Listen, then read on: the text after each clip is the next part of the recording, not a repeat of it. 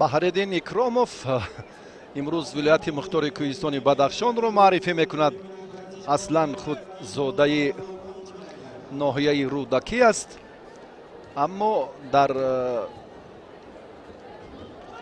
сафи қувваҳои мусаллаҳи ҷумҳурии тоҷикистон ифои вазифа мекунад. сарбози қаторӣ аст ва ба ин мусобиқот ҳам албатта аз марҳилаи аввалу дуввум натиҷаи беҳтар ба даст овард ва роҳхат низ гирифт.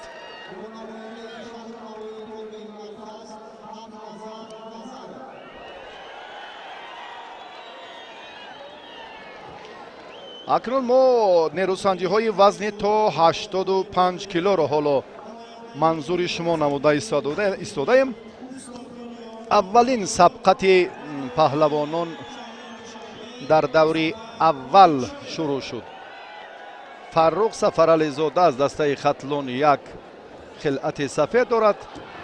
баҳриддин икромов аз вилояти мухтори кӯҳистони бадахшон хилъати сабз ба бар кардааст.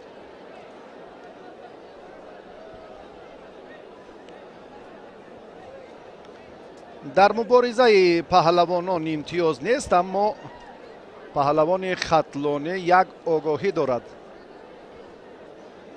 дар сурати бенатиҷа хотима ёфтани ин сабқат тақдири рақобатро албатта боз ҳам муҷозот ҳаллу фасл мекунад.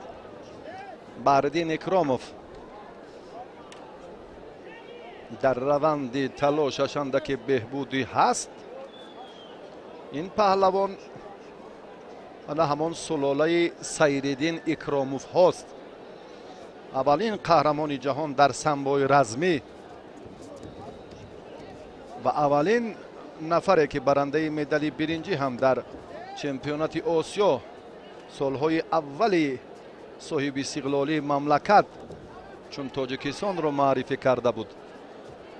бо ҳамроҳии Нурулло Лоиқов ва Саид Аҳтам Раҳимов як гурӯҳи мукаммале ки дар чемпионати Осиёи Ҳиндустон нерӯсанҷӣ карда буданд. миёни онҳо Сайриддин Икромов ҳам буд. ана ҳамин сулолаи Икромовҳо боло Баҳриддин ана ҳамин чеҳра ҳам шабоҳат дорад қиёфааш ба паҳлавони худталон довар танбеҳ дод. ҷобирзода Парвиз довари дараҷаи ҷумҳуриявӣ аз ноҳияи Тоҷикобод.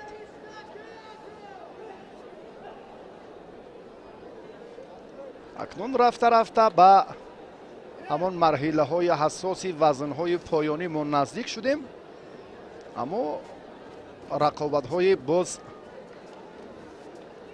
вазнҳои дигар нав шурӯъ шуданд. марҳилаи ё даври аввалин паҳлӯ ҳаст. бале, Парвиз ҷобирзода ин гуфтаҳоро ҳам тасдиқ кард. намояндаи вилояти мухтори кӯҳистони бадахшон соҳиби имтиёзи беҳтар гардид. бисёр низому тартиб аз ҷониби дастандаркорон хуб аст.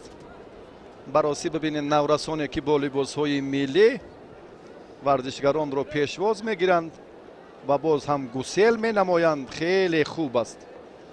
ин як низому тартиб, як кори хеле сатҳи баланди дастандаркорони ин чорабинӣ шоистаи таҳсин аст ва махсусан мукофотҳое ки бибинед варзишгар аз он шоҳҷоиза мукофоти олии идона 153 000 сомонӣ, автомашинаи сабукрави тамғаи хориҷӣ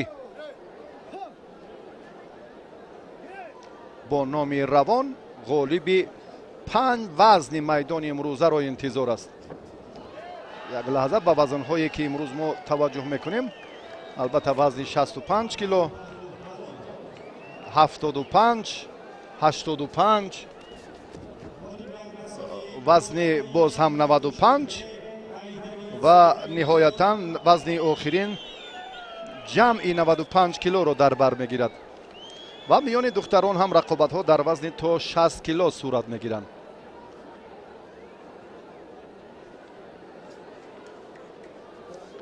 даври аввали майдондорӣ паҳлавонони вазни 85 килоро инҷо мо ба шумо манзур намуда истодаем. Сомон Кишваров дар дидори аввал озод аст ва марҳилаи дигар мебарояд бо ғолиби ҳамин ҷуфт дар даври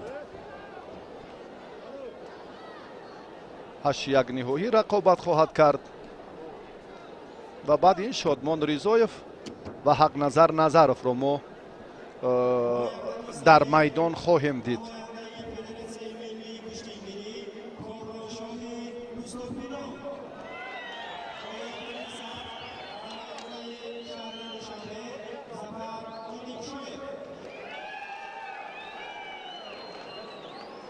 баҳси доварон ин партофти охирини варзишгар хеле олӣ буд. фикр мекунам як тактика, як услуби хоси куштини миллиро ки ин ягон ҷои гуфтугӯ ҳам нест ва Баҳриддин дар ин ҷараён хеле маҳорати воло нишон дод ва ба гирифтани пирӯзии даври аввал шарафёб гардид ва ба марҳилаи дуюм роҳ ёфт.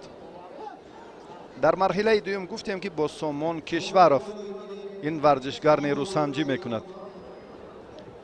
албатта имрӯз ҳам мо ваҳдати миллӣ яке аз дастовардҳои бузурги сиёсӣ дар таърихи давлатдории навини тоҷикон маҳсуб меёбад.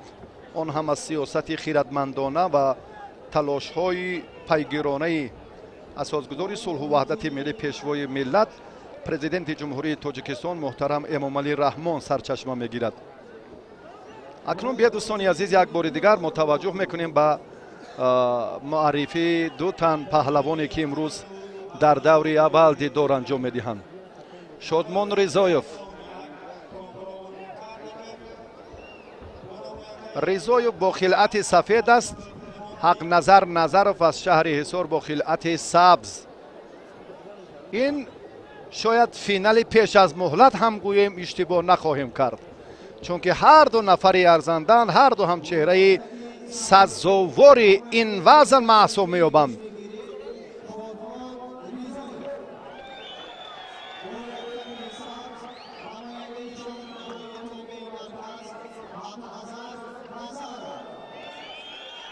чеҳраҳоро муаррифӣ кардем. воқеан ҳам ҳар ду арзандан фикр мекунам финали пеш аз муҳлат акнун моро интизор аст. ай хеле ҳам пуршиддат мешавад. ҳар ду чун гуфтем дар хусуси малакаашон ки волост. Шодмон Ризоев аз шаҳри Кӯлоб аст. ин чеҳрае ки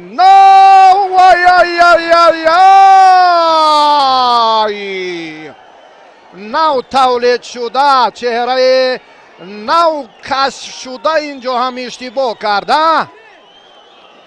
ҳаллуки дохиларо Ҳақназар бисёр бо суръати хуб иҷро кард.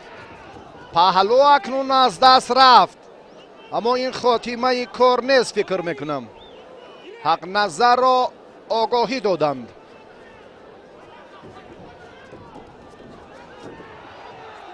дигар бора як кӯшиши паҳлавони шаҳри Ҳисор ба назар мерасад.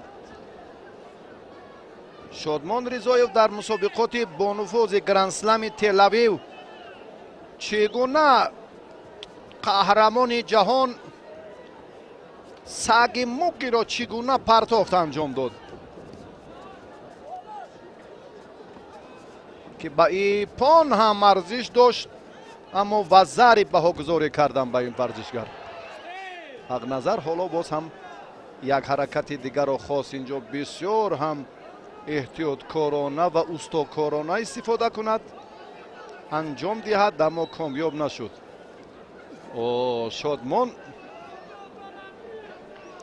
Шодмон дар раванди муборизааш каме иштибоҳ кард. оё ин хатогиро ислоҳ мекунад ё на? вақт нишон медиҳад.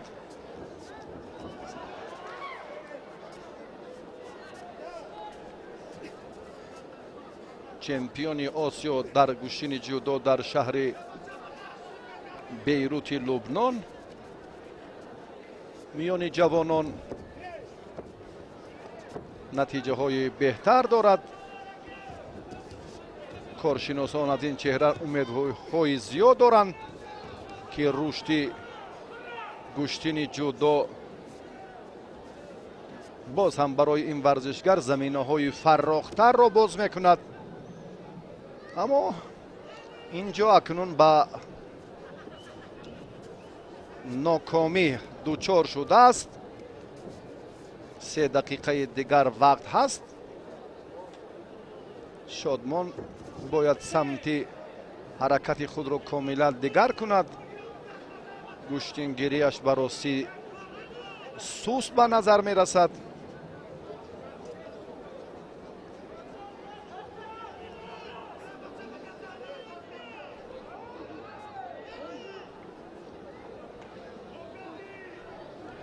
بله، شادمان ریزایف وقت رو اندکی کشال داده ایستاده است. این هم از مد نظر داور دور نخواهد ماند. حق نظر نزد دکتری مسابقه می رود. اندکی انگشتش آسیب دیده است. ما باشیم به همون پرتافتی خیلی جالبی حق نظر یک بار دیگر توجه میکنیم که چگونه حق نظر ورزشگری نامور تاجیکستان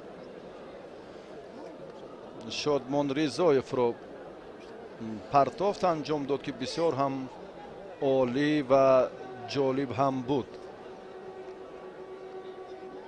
این حرکتی آخرین است. کوششی که در همان دقیقه اول به عمل آمد باعث به دست آوردن امتیاز پهلو گردید.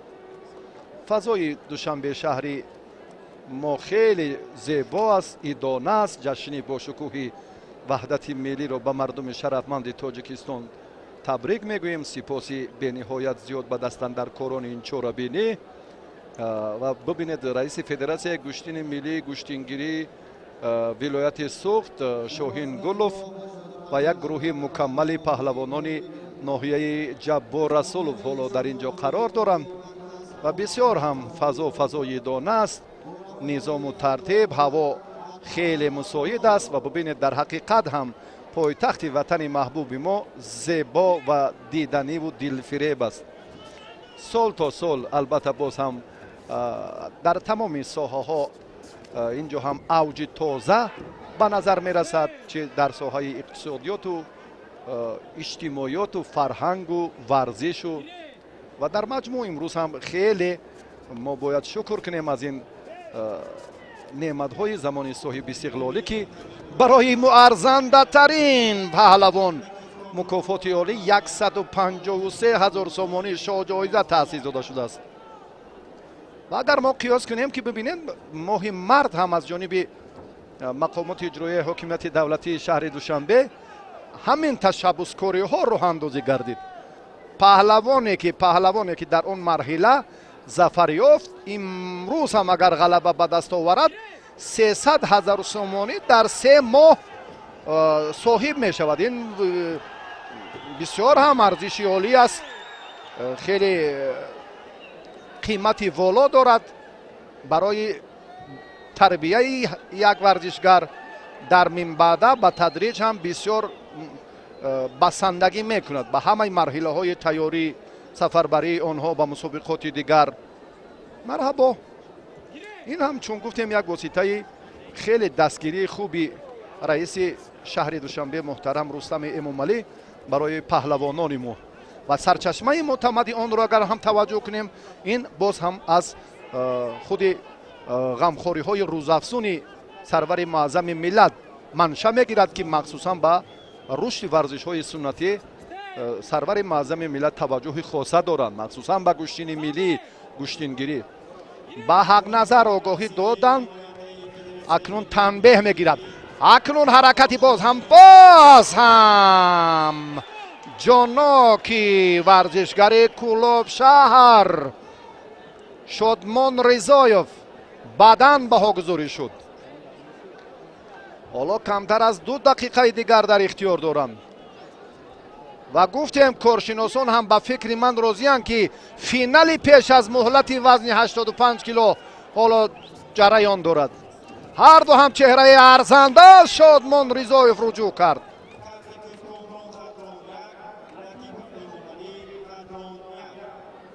از قبادیان، از ناحیه دوستی، از شهر توز، از رشتون زمین، از ولایت مختار کوهستان بدخشان، از مسجاه و ناحیه های جبار رسول و سپیتامن، همه مخلصان مربیان اینجا هم تشریف دارند. رضایف وضع سلامتیش چندان خوب نیست.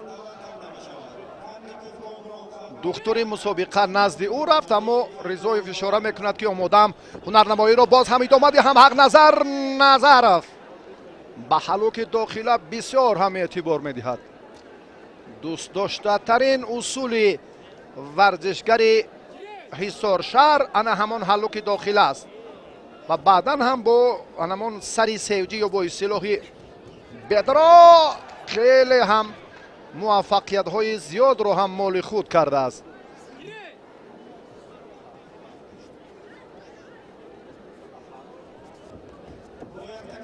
رضایف باز هم قریب بود به سراسیمگی راه دهد، اما این مراتب از چنگال حریفش رها یافت. بسیار جرأت کرد، اما هر دو بیمدار شدند، هر دو خسته حال شدند، چون که قوه زیاد صرف شد. هر دو بسیار هم با سرعت تیز با درک مسئولیت توجه کردند، تلاش نمودند. انا اکنون باز هم ورزشگری سفید پوش یک حمله دیگر رو هم خاتمه داد، هرچند که بی‌برار اما جالبتر.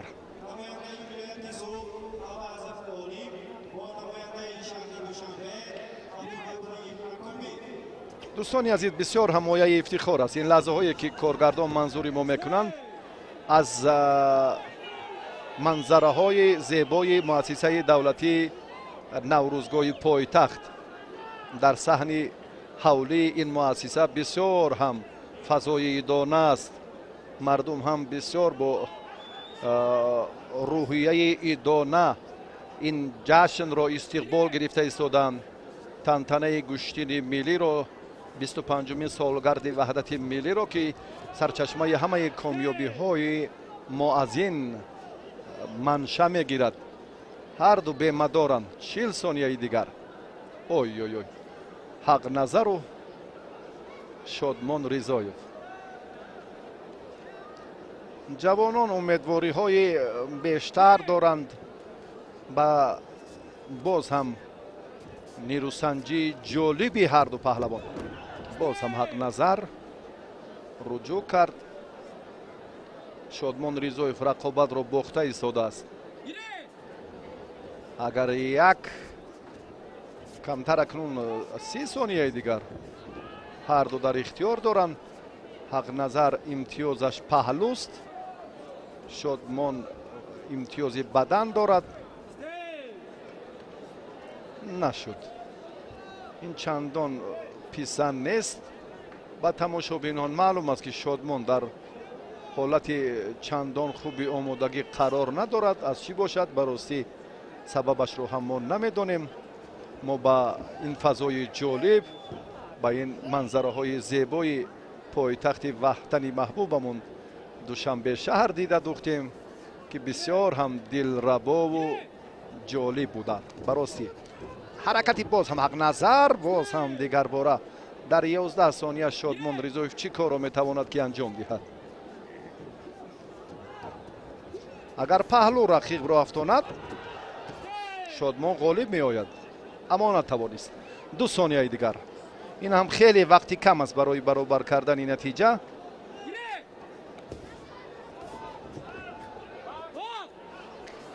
وقت انجام یافت.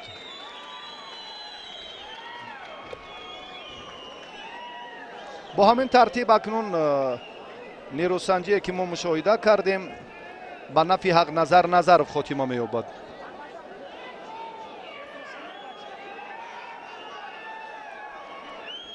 ҳар ду бемадор бисёр ҳам хаста шуданд. назар ба марҳилаи дигар рафт.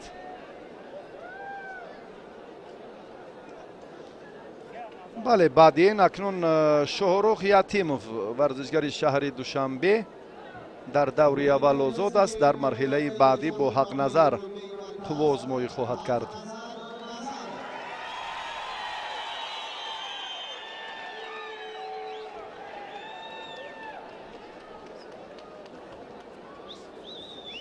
ба майдон ҳоло акнун варзишгарони дигар мебароянд. оятуллои қамар дар даври аввал озод аст. назар бекзода ҳам дар даври аввал озод аст. мирзоев кароматулло ҳам дар даври аввал озод. меҳробҷонзода муҷиб ҳам дар даври аввал озод. муҳаммад холиқов бо акмал муродов ҳоло ба майдон мебароянд.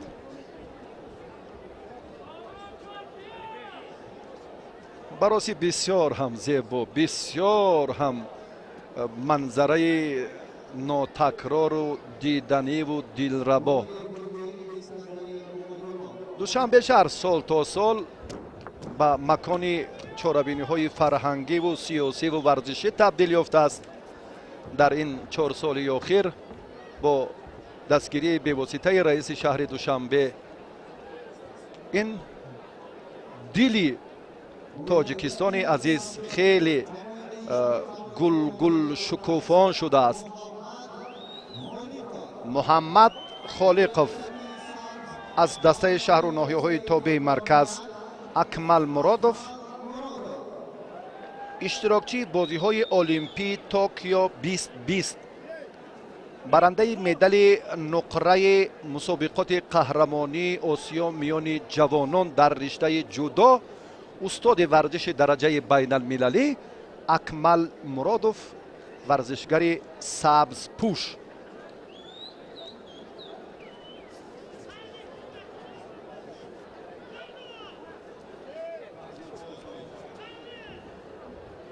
нерӯсанҷӣ фикр мекунам ки андаке мӯътадил мегузарад,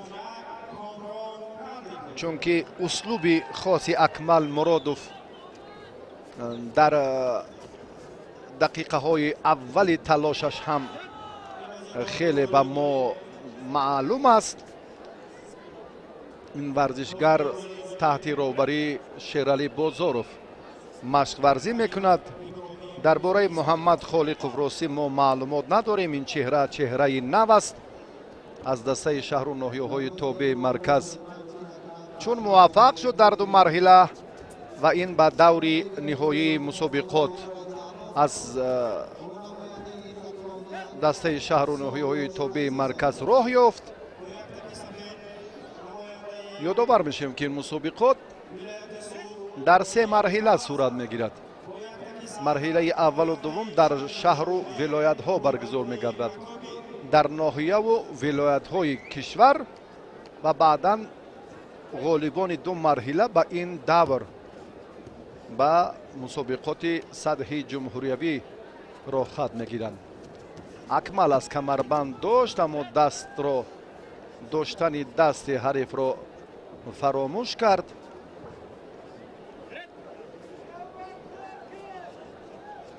муҳаммад холиқов таҷрибаи мусобиқоти сатҳи бошукӯҳро надорад. акмал то ба бозиҳои олимпӣ роҳ ёфтанаш бори дигар аз касбият ва маҳорати волои ӯ дарак медиҳад.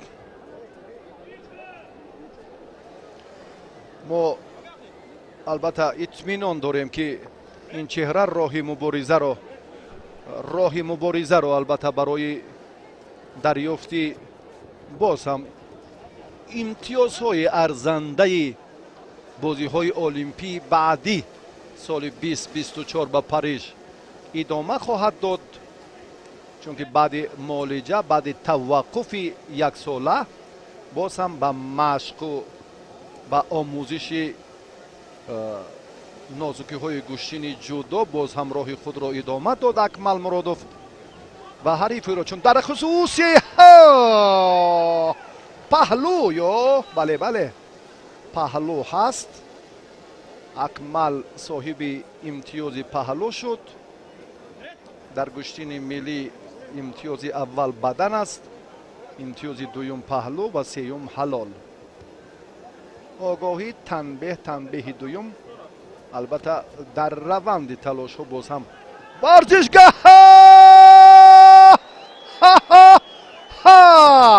варзишгаронро боз ҳам метавонад ки роҳашонро ҳамвортар ё боз ҳам баръакс кунад.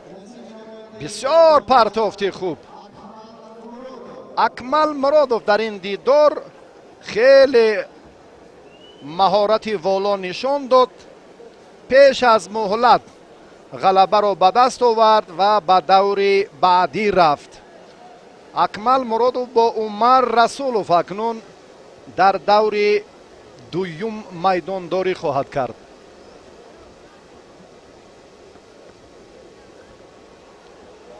боз якчанд нафари дигар паҳлавононе ки инҷо мебинем озоданд. ҳамроз раҷабов бо Сиёвуш Азизов ба майдон хоҳад омад. ин партофти ҷолиби устоди варзиши дараҷаи байналмилалӣ, иштирокчии бозиҳои олимпии Токио 2020 Акмал Муродов буд ки коргардонҳои мо манзури шумо карданд ва ин мӯйсафед дар барномаи сулолаи паҳлавонӣ аз сифоти майдондориву фурӯтании паҳлавонони ҷамоати деҳоти Кадучӣ ҳарф зада буд.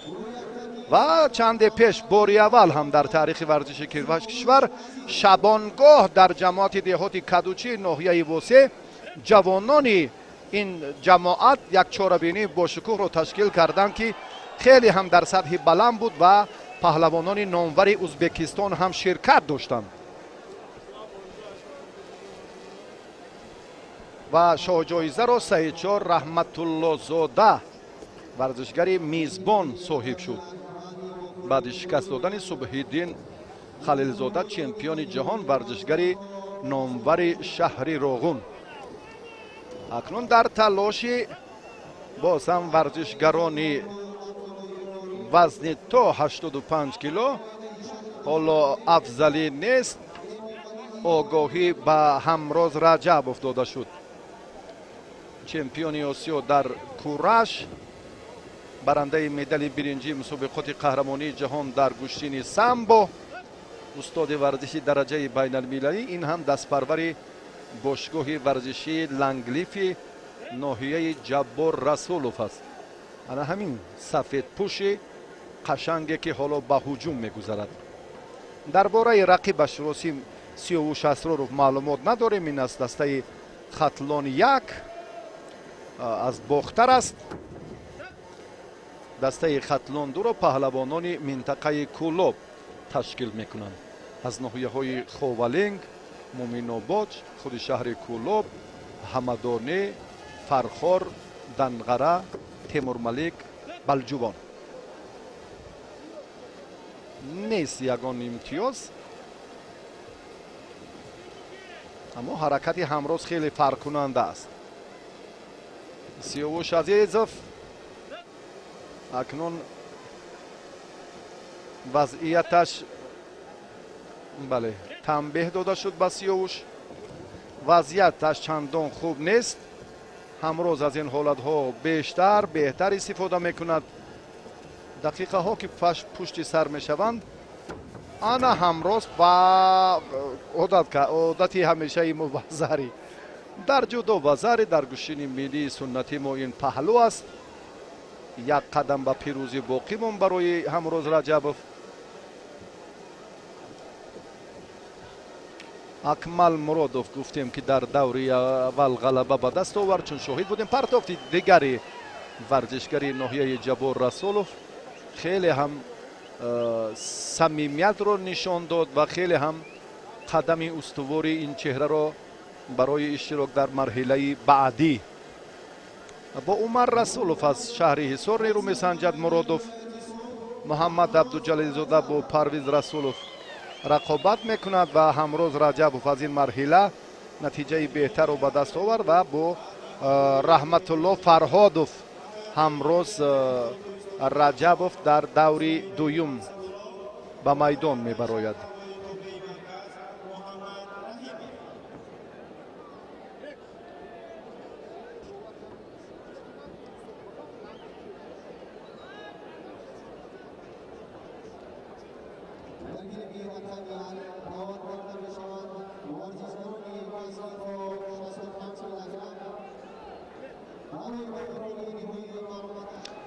و ما با رقابت‌های دیگر می‌گذاریم با نیروسنجی‌های پهلوانانی که حالا در وزن تا 85 کیلو در دور دوم اینجا منظوری ما میکنیم.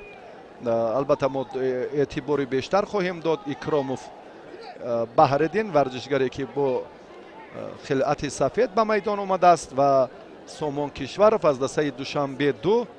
این پهلوان یگان پیروزی ندارد، در دور اول آزاد بود و به مرحله دوم بدون مبارزه راه یافت.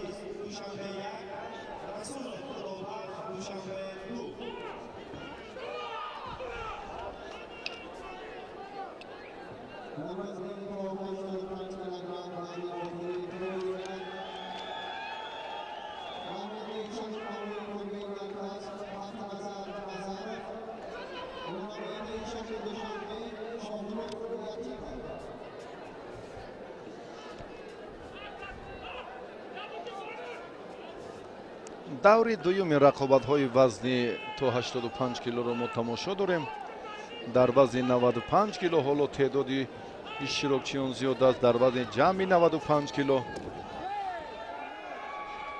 و همچنین در وزن تا 60 کیلو میانی بانوان حالا دوری اولی رقابت‌ها صورت نگرفتند. پهلو با ورزشگری سبزپوش کشورов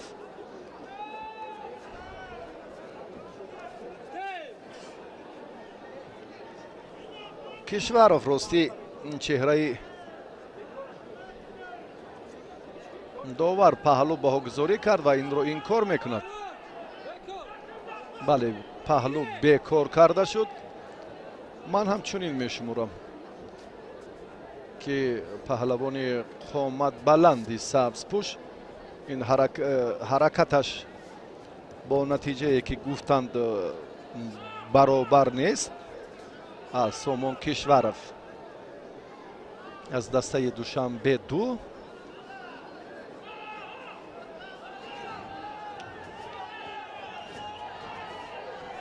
و بهردین اکراموف دسته ولایت مختار کوهستانی بدخشان را نمایندگی میکند. پهلو به سامان کشورов داده شد. با ما اینجا هم اطلاع دادند بختیار جباروف که این ورزشگر سبزپوش زاده رشتان زمین است و در فدراسیون روسیه مشق ورزی میکند. برای همین اونقدر چهره شناس نیست با تماشابینان و با ما شارحان نیست.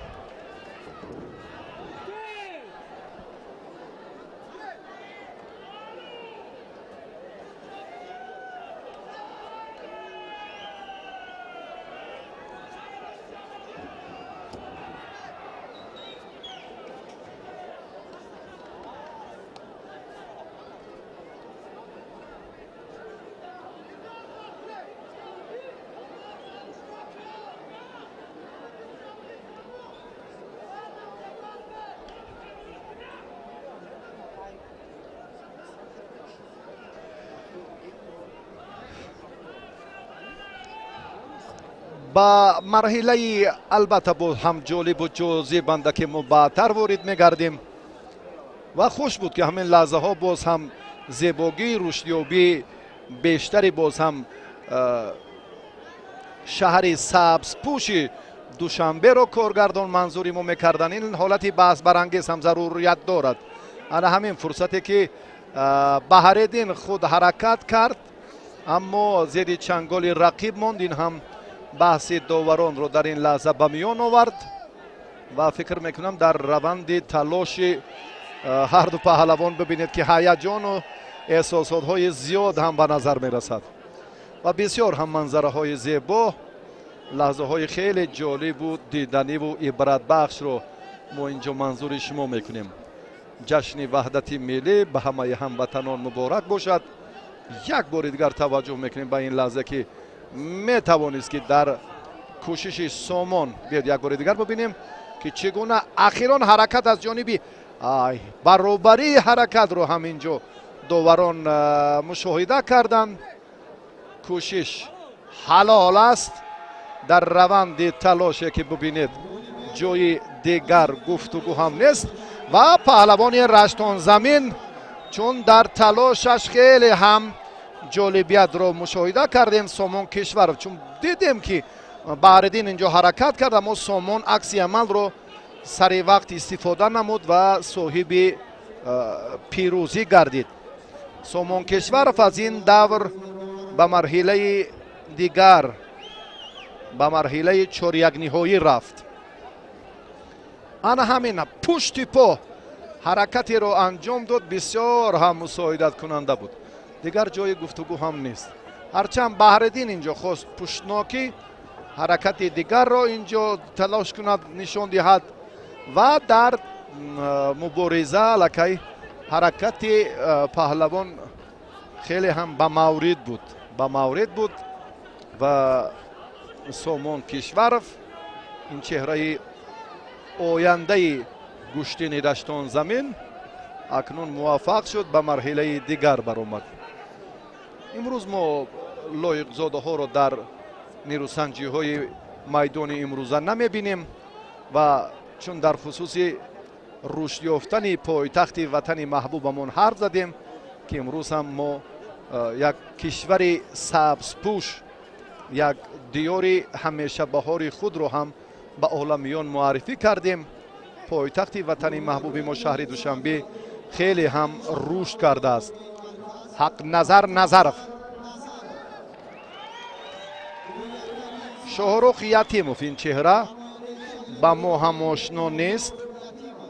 از دسته دوشنبه یک پهلوانان در وزن تا 85 کیلو نیروسنجی میکنند.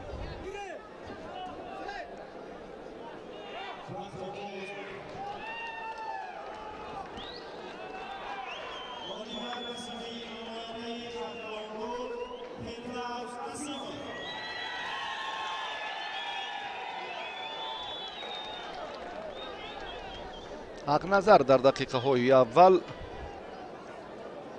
دلپرانه اکنون کوشش میکند در مقابل یتیموف، چون که این را میداند که از حساب تجربه و کسبیتش چندان مهارت والا ندارد نسبت به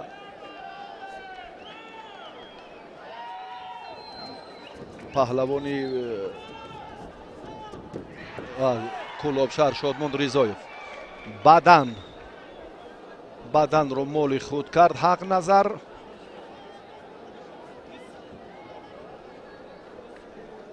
حالا با حق نظر هستن باز چهره های دیگر. آیت الله قمر اگر باز هم کرامت الله میرزایف اینجا جوانتر است اما مجیب مهراب جانزاده این ورزشگر ناحیه جبار رسولوف در گوشین کمربندی بیشتر شهرت دارد.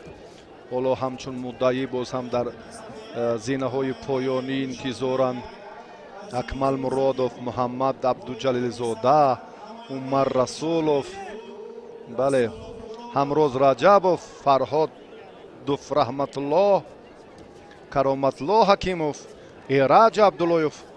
همه این چهره ها خیلی شهرت و باز هم محبوبیت زیاد دارند در میان مخلصان گوشتنی جودو ملی و همچنین سامبو که اکثر ورزشکاران ما در سه رشته ورزش خود رو بیشتر معرفی میکنند. در علاهیدگی خیلی کم است که یک ورزشگر تنها گوشتنی ملی گیرد. برای این خیلی کم است. اگر در جودو در علاهیدگی هیئت منتخب به همین نقطه توجه کند این باعث بهبودی کار است.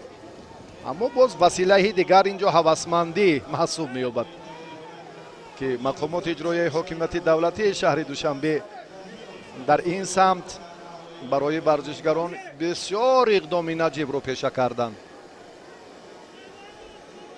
اگر بخت ورزشگر خواندد و به فینال رود، لااقل به فینال یا جایزه سیوم رو هم مال خود کند، الکی بیش از 30,000 سومانی رو میتواند که به دست آورد.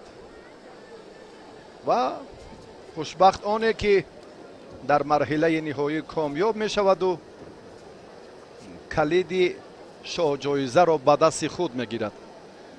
153,000 سومانی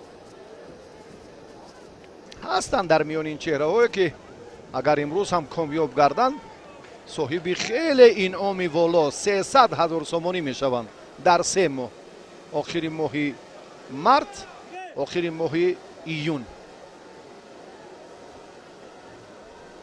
خود قضاوت کنید. یک نوع محبت، این یک نوع صمیمیت، یک نوع دلسوزی رئیس شهر دوشنبه رو به پهلوانان مملکت ثابت می سازد. و فدراسیون گوشتین ملی هم در روند عملی کردن تدبیرهای اساسی خیلی موظف و مسئولیت زیاد دارد. کمیته کار با جوانان و ورزشی نزد حکومت جمهوری تاجیکستان هم نهادی اداره کننده ای ساحه الکی در تطبیق عملی سازی برنامه های مشخصی رشد ورزش های سنتی در منطقه های کشور محض باز هم کمیته کار با جوانان موظف است. امروز در همه منطقه ها این تدبیرهای سری وقتی راه اندازی می شوند که دسته های یکچین شهر و ولایت ها هیئت خود را مکمل می کنند و به دوشنبه می آیند. مدعیان مکافات یالی شاه جایزه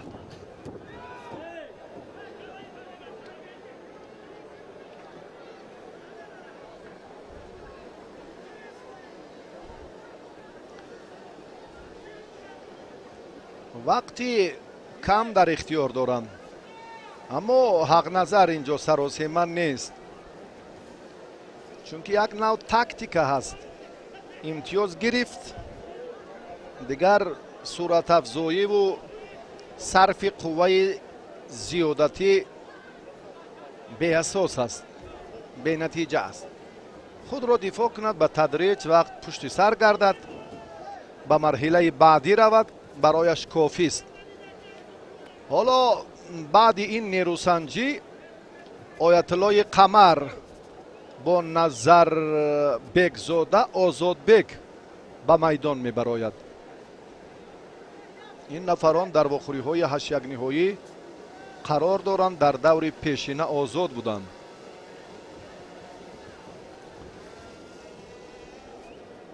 کمتر از 25 ثانیه دیگر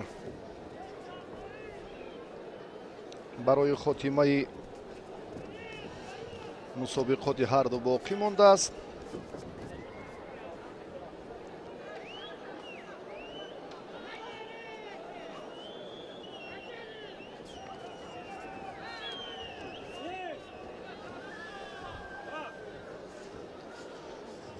همون یک بدن ورزشگر شهر حصار را در این مرحله غالب گردانید.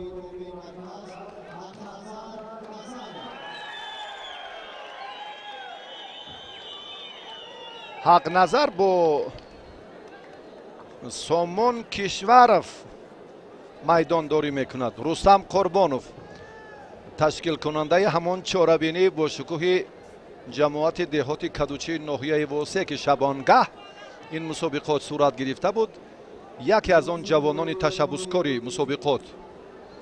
حرکت ثمرآور حق نظر در قوه آزمایی دویمش تکرارا منظور ما و شما گردیده ایستاده است.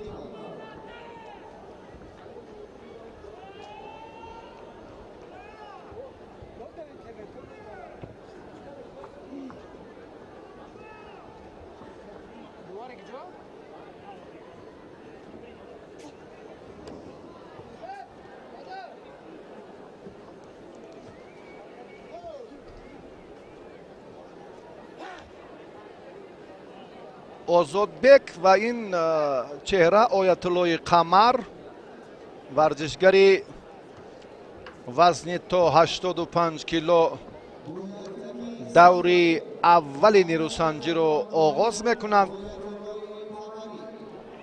آیت الله با راهبری عزت خدایف مشق‌های خود را انجام میدهد.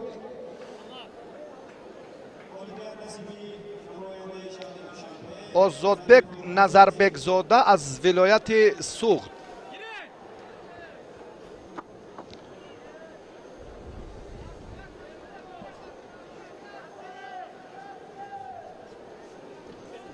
марҳираи ҳассоси паҳлавонон ин ҳам дар даври 8 ниҳоӣ аст.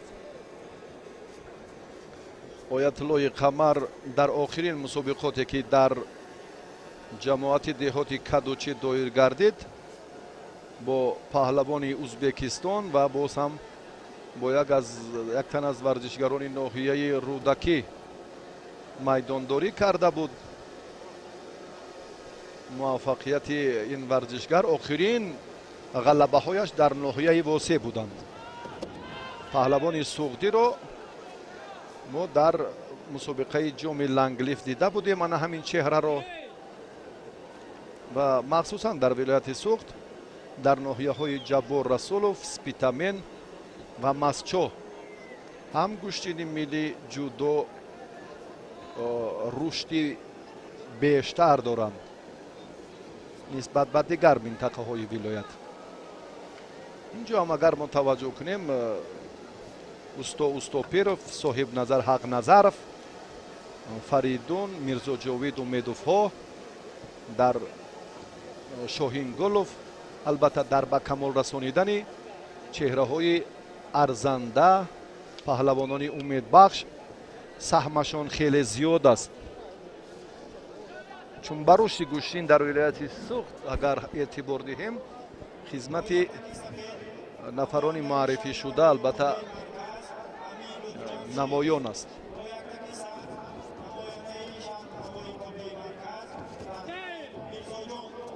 ҳар ду паҳлавон ба мақсад наздик нестанд.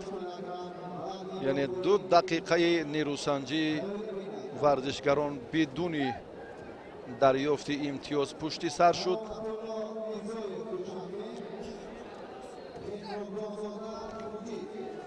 наздик шудан барои оятуллои қамар хеле хуб аст. оятулло дӯст медорад вақте ки ҳариф наздик мешавад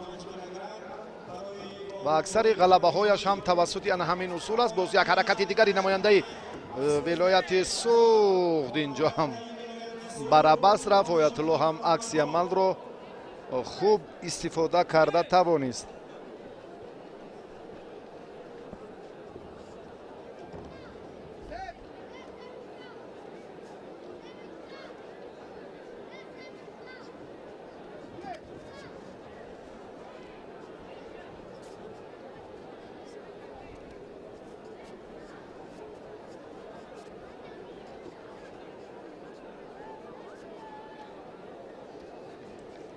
андаке оромӣ ҳукм фармо шуд. дар майдон тавсияҳо кам ба назар мерасанд. иззат худоюв дар гӯшаи рости майдон сукут дорад. медонад ки ҳоло 2 дақиқаи дигар вақт ҳаст, аммо сониясанҷи паҳлавони суғдӣ ҳам ин ҷо ором аст. раванди талоши ҳар ду паҳлавон ягон натиҷа ба бор навард. оятуллои қамар огоҳӣ дорад. ин ба нафъи ҳариф аст. назарбекзода инро ҳам хуб медонад ва дар ҳақиқат чун ба ин манзараҳои зебо назар меафканем, боз ҳам дигарбора шукр аз ваҳдати комили миллӣ, шукр аз фазои истиқлолияти давлатӣ, шукр аз ин қадар ғамхориҳои рӯзафзуни сарвари муаззами миллат ки барои паҳлавонону барои мардуми шарафманди тоҷикистон инҷо ҳам муҳайё карданд. имрӯз ҳам иқдомоти мақомоти иҷроияи ҳокимияти давлатии шаҳри душанбе бароси бисёр ҳам шоистаи таҳсину офаринҳост. аз ин ҳам мураббиён, ҳам мухлисон, худи паҳлавононо ҳам изҳори қаноатмандӣ карданд. бештари он афроде ки аз ҷумҳурии узбекистон омаданд бо мо ҳам мусоҳиба анҷом доданд ва бисёр ҳам ин анъанаро, ин иқдомро ҳам дар раванди дастгирии паҳлавонон иқдоми хуб арзёбӣ карданд. خیلی هم جالب. بدن در نهایت آیت‌الله قمری یک حرکت جالبی خود رو هم در دقیقه آخری منظور کرد. بدن بهاگذاری شد. گفتیم که با آیت الله اگر نزدیک رقیب نزدیک گوشتین گیرد بسیار خطر دارد، چون که آیت الله همون خاصه اسلوب معمول این ورزشگر هم جفت نزدیک شدن با حریف است و این رو هم نظر بگزاده خوب میدانست. هرچند کوشش کرد اما زیر چنگال آیت الله عاجز ماند و امتیاز رو از دست داد. حالا 30 ثانیه دیگر بیشتر وقت هست.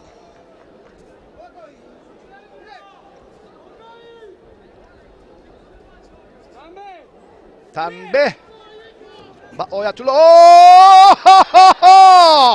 چون در مورد دیگر باره خطر ایجاد کردنی انا همون پهلوان سبزپوش گفتیم با آیت الله نزدیک شدن خطر دارد.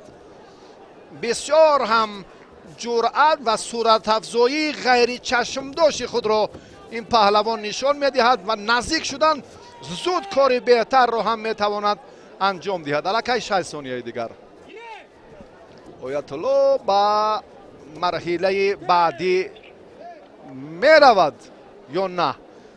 2 ثانیه دیگر. بله، آیت الله با مرحله 4-1 نهایی رفت. رقیب آیت الله بعد یونه که کرامت الله میرزایف و مجیب مهراب جان زاده نیروسنجی میکنن معین خواهد شد.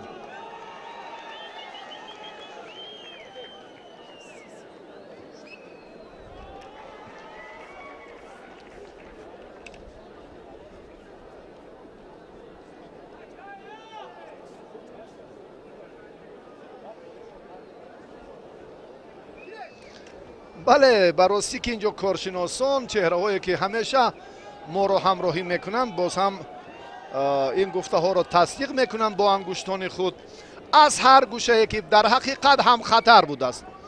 اینجا هم بیان سخن در حقیقت هم عین مدعا بود، در خصوصی که پهلوانان گفتیم با آیت الله نزدیک شدن خطر دارد. بسیار هم براستی در همون دقیقه آخرین هم نیروسنجی رنگی دیگر گرفت. فضا در حقیقت هم جالب است. ببینید که امروز که هم کارمندان ایجادی و تکنیکی مؤسسه دولتی تلویزیونی ورزش از این نوارهای جالب، از این فضای متنتن ایدانه دیگر باره هم منظره های خیلی رشد یافته صحنی مؤسسه دولتی نوروزگاه پایتخت را منظور کردند که بسیار هم طبع هر یک بیننده بالیده می شود. واقعا هم. و اکنون ما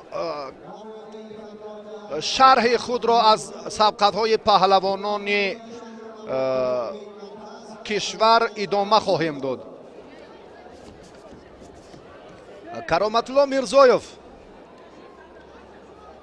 ورزشگری خیلی جوان میدان امروزه بار اول است که با نیروسنجی های سطح جمهوریوی راه می‌یابد. 17 اشتباه نکنم یا 18 سال دارد. تحت راهبری رزق‌الدین رجبوف مشق ورزی میکند. در چمپیونات در مسابقات جمهوریوی برای رده‌بندی بهترین های جوانان هم با دریافت جای اول شرفیاب گردیده بود سالی پر و اکنون امروز در مرحله شهری موفق شد و حقی مبارزه را در میدان امروزه پیدا کرد. بسیار هم طبعی بالیده، بسیار هم فضای متنتن و ایدانه و جالب و تاریخی و دیدنی و عبرت بخش. واقعا هم اصلا با کارگردان نواربرداران ما که ببینید این لحظه های تاریخی را دیگر باره هم منظور میکنن و جالبیت و جذابیت و خیلی و خیلی هم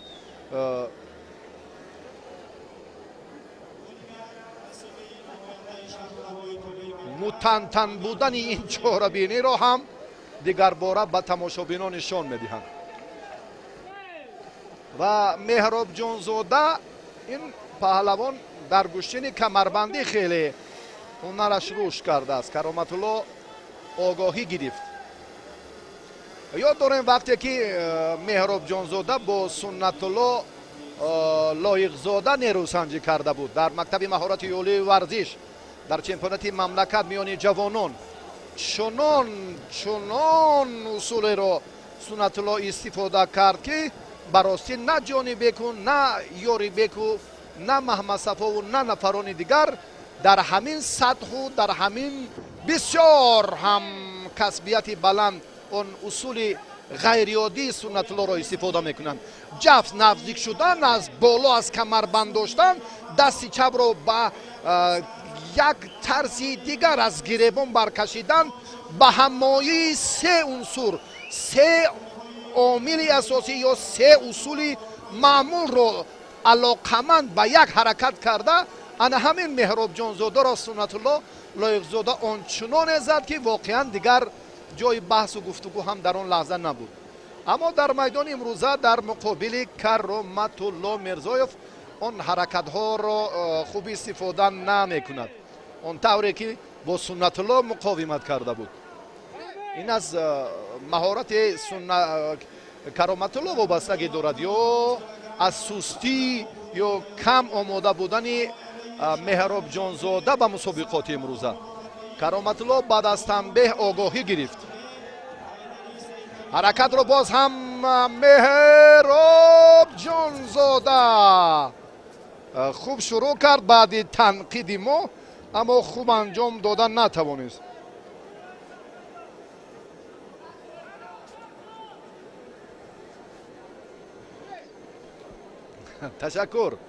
ташаккур ки ин лаҳзаҳо хеле ҳам ҳаяҷоноваранд, хеле эҳсосоти зиёд.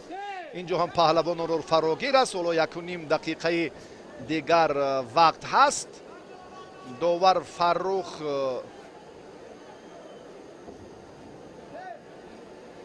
Баҳодур Ҳалимов, Фарруху Баҳодур ҳарду паҳлавонанд ва бисёр ана ҳамин чеҳраҳоеро нишон медиҳанд ки ана ҳамон худи мураббиёни ҷавони ноҳияи восеанд ва дастандаркороне ки дар ҷамоати деҳоти Кадучӣ ҳамон мусобиқоти шабонаро ташкил карданд. дар хусуси Кароматулло Мирзоев гуфтем ки ин ҳам ибтидои тамринҳояш ҳам аз мактаби варзишӣ ки Ризқиддин Раҷабов онро роҳбарӣ мекунад сарчашма гирифтааст ва теъдоди ана як лаҳзаи дигар ҳам коргардон хеле фурсатро пайхас кард. ин чеҳраро гуфтем акнун рабт дорад ба кори ҳамешаи Ризқиддин Раҷабов ва Шоҳин Гулов шогирдаш Меҳробҷонзода ки коргардони инро ҳам алоқамандони гӯштини кохи варзишии зарафшони ноҳияи Ҷаббор Расуловро манзур карданд. бисёр ҳам айни муддао буд.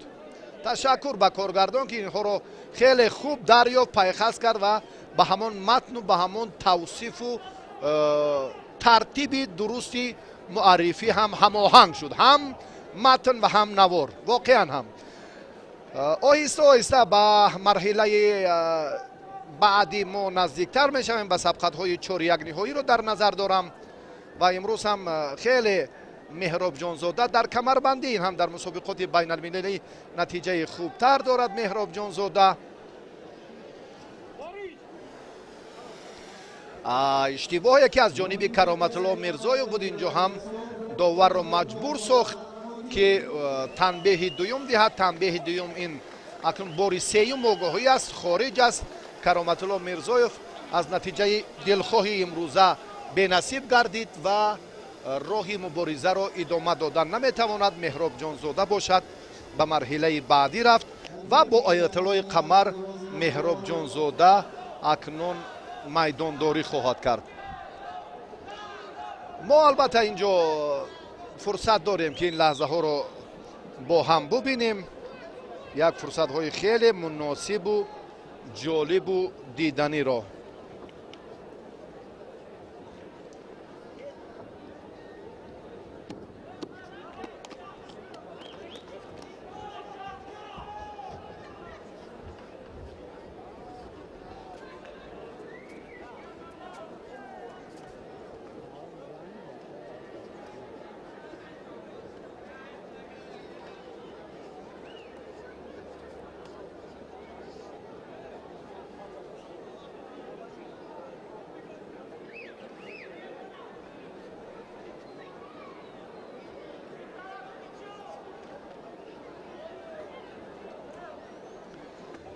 توجه میکنیم به معرفی پهلوانان دیگر، به چهره‌هایی که اینها هم مرزندن اشتراکی بازی‌های المپیک توکیو 2020.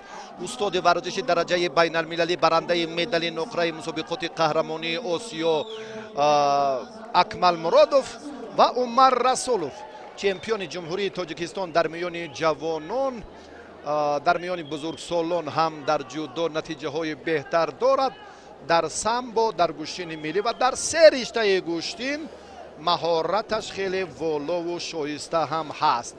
در خصوص اکمل البته ما اندک پیشتر گفتیم که با بازی های المپیک راه یافتن این چهره البته کاری سهل و عادی نبود.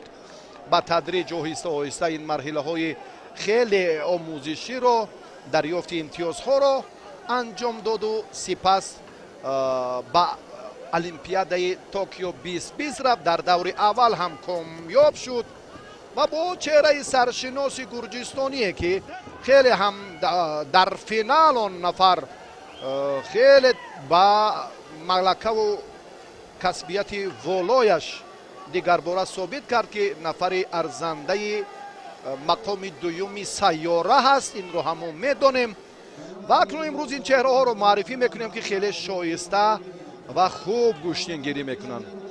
عمر رسولوف سبز پوشی شهر حصار اندک عقب نشینی میکند.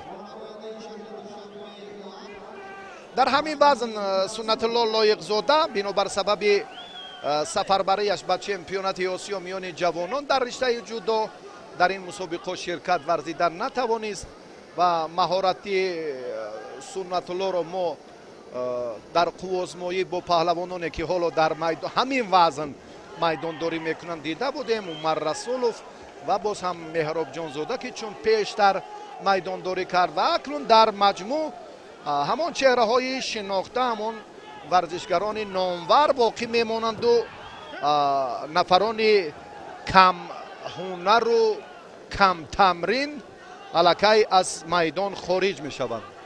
و امروز هم باز هم موی سفید 82 ساله رشتان زمین بابای امیر و قبلا هم یک لحظه های خیلی بهتر و جالب رو ما دیدیم که این موی سفید 210 کیلو وزن رو از یک جا به جای دیگر در همون بحثی دو گروهی که دایر گردیده بود برده بود. یعنی در وزن برداری و حرکت هایی که پیشتر سابقه گوشتین سنتی و گوشتین ملی رو داراست و در مجموع امروز هم محبتش با گوشتین، با ورزش خیلی زیاد است. سامان کشورف، مولا رجب خلیفه و چند تن ورزشگران نامور این منطقه رو الکی ما در جریان مبارزه امروز هم معرفی کردیم.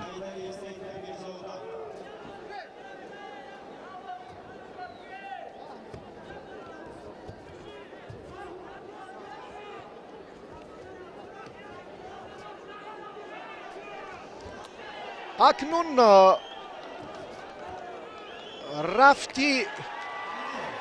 رفتی میدانداری هر دو پهلوان صورت افزایی را تقاضا میکند،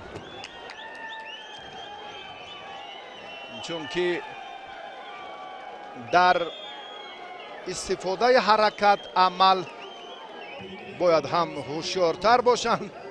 اکمل را داور اینجا آگاهی داد، هر دو آگاهی گرفتند.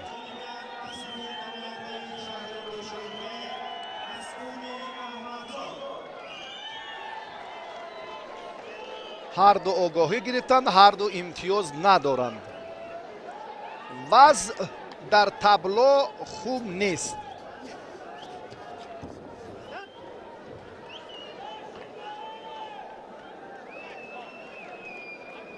اکمل برابری شیرالی بازاروف تمرین دائمی میکند. عمر رسولوف در شهر حصار، مربیش اعظم رسولوف محسوب می‌یابد. اکنون از بالا داشتن اکمل به سبب نیست. کمربند رو دقیقاً اگر داشته تواند، بله این هم یک حرکت بهتری او رو ما میتوانیم ببینیم. اکمل حالا خوب تلاش دارد، اما دست رو اینجا در برابری داشتن از قسمت بالایی یا نزدیک به همون کمربندی دست رو داشتن بسیار هم مفید است. عمر هم اکنون تنبیه گرفت، آگاهی بود، تنبیه گرفت. وضعیت حالا برای عمر مشکل تر می شود.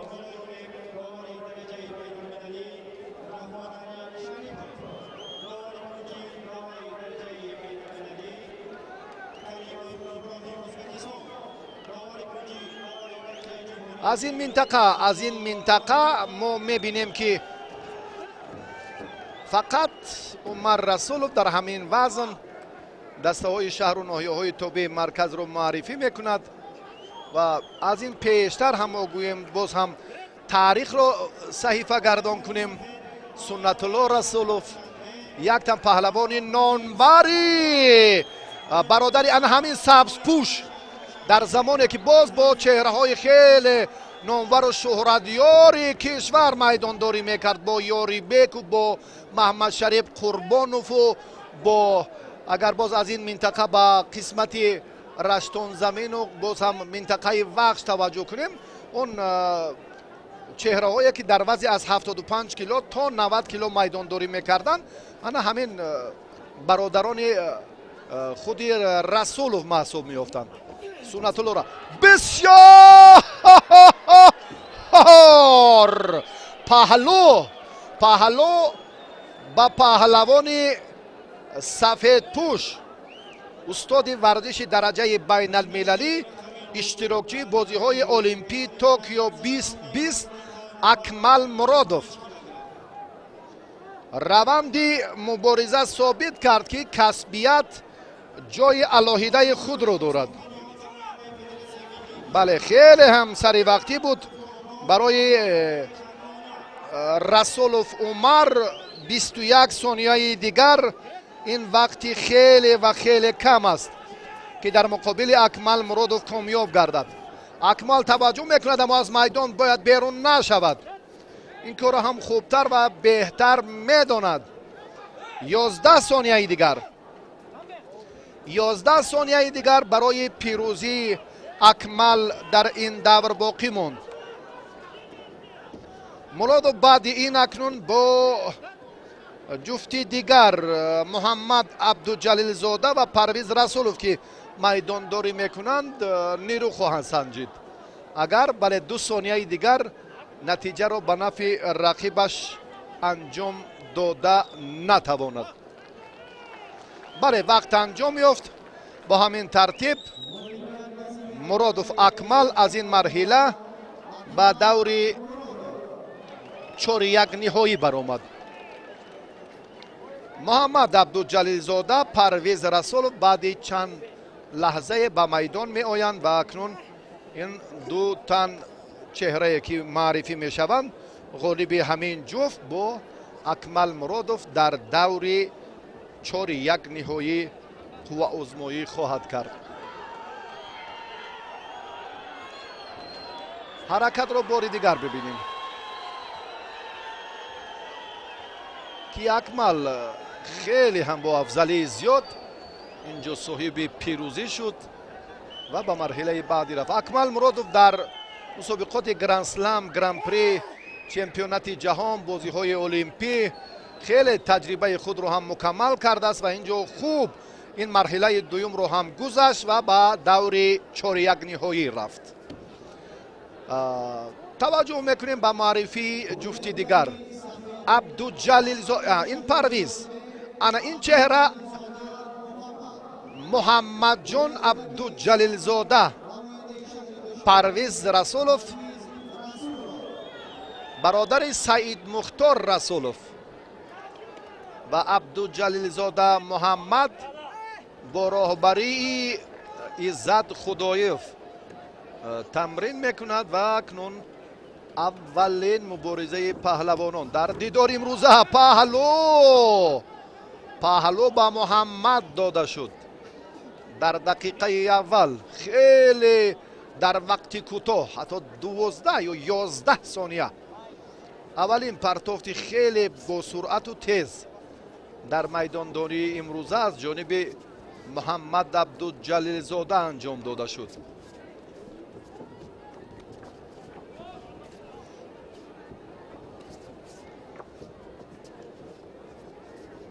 پرویز از حسابی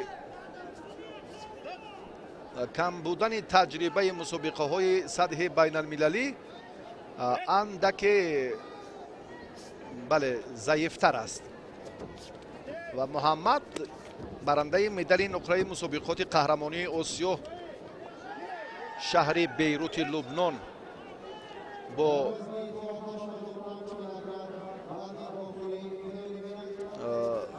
شادمان رضایف مرحله نهایی مسابقات قهرمانی آسیا را رنگین کرده بودند. حالا هم حرکت محمد بیشتر است نوابسته از آنی که پهلو دارد. محمد باز هم جهد و جدل میکند که مهارتش والاتر افضلتر باشد و دیدار امروزه رو هم باز جالبتر سازد. بعد این دور رحمت الله فرهادوف با همروز رجبوف میدان داری میکنند و سپس باز هم کرامت الله حکیموف با ایرج عبداللهیف رقابت را اینجا انجام میدهند و با همین ترتیب نیروسنجی های 1/8 نهایی خاتمه خواهد یافت. محمد تلاش ورزشگری جوان دوشنبه شهر در دقیقه اول در ثانیه های اول گفتیم که ثمر آورد و با این نگاه نکرده الکی شماره عملهایش نسبت به حریفش کاملا فرق کننده است. پرویز از چی باشد در استفاده اصول عاجزی میکشد، هنگام حرکت به همان مطلب دارد نزدیکتر شدنش خیلی در گمان است.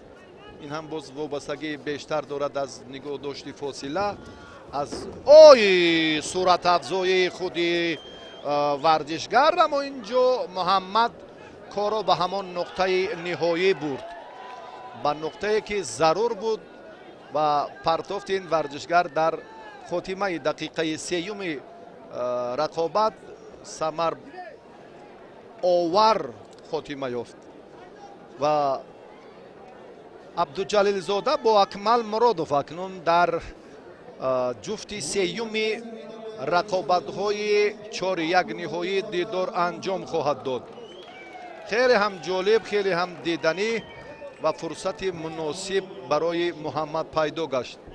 لحظه های جالب و تکرار را اندک بعدتر خواهیم دید و برای توجهتون دوستان عزیز ما تشکر میگوییم که طول 2 ساعت ما رو همراهی کردید از جریان رقابت های خیلی جالب و جذاب و همکارمون مرادعلی تیشاو باز گزارش مستقیم را از رفت میدانداری پهلوانان ارزنده جمهوری تاجیکستان در این جشن وحدت ملی ادامه خواهد داد.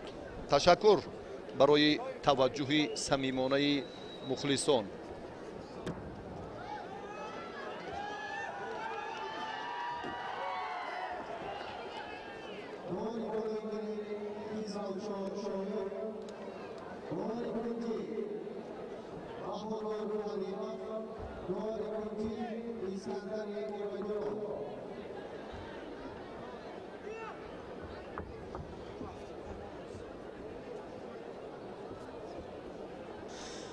بعد از آن نوار زیبایی که از مدینه نمایش میدادیم دوستان عزیز، اکنون برمیگردیم به نبرد پهلوانان کشور در نمود گشتین ملی تاجیکی گشتینگیری دوستان عزیز. و حالا اینجا رقابتی که پیشکش شما میگردد 2 پهلوان نامدار، یکی در قده آسیا رقم 1 از گشتین سامبو است و دیگری در گشتین جدا آن نمایی کرده است و بارها به قله های بلند ورزش رسیدند.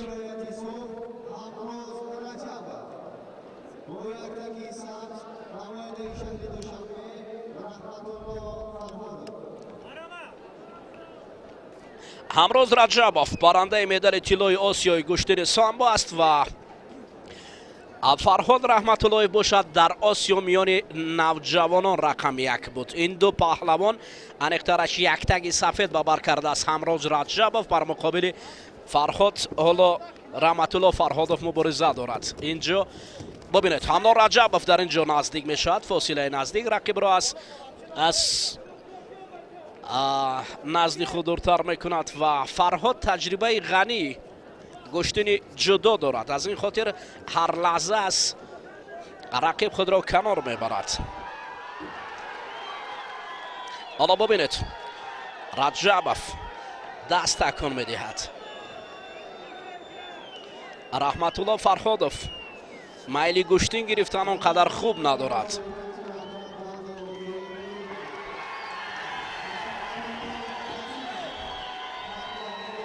قدر میل گشتن گرفتن ندارد، از رقیب میگریزد. در حالتی از رقیب گریختن پس مجبور میشود. کارگردان ما نیست در این لحظه بود که لحظه پیش من باوری دارم که باز دوباره است یک پهلوان نورس کشور دخترک مدینه رستمова پیشکش میکند.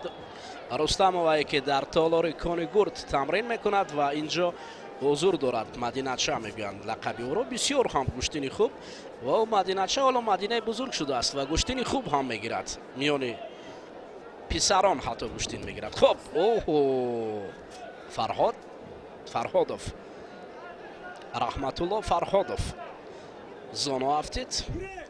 امروز رجبов به سمت حرکت میکند، دستو آستین برمیزنند، قد بلند و اینجا امکانیت زیبا برای کمربند پیدا کرده است. امروز رجبов و سراول رقیب را نزدیک می‌آورد و بعدا عمل را انجام داده می‌شود.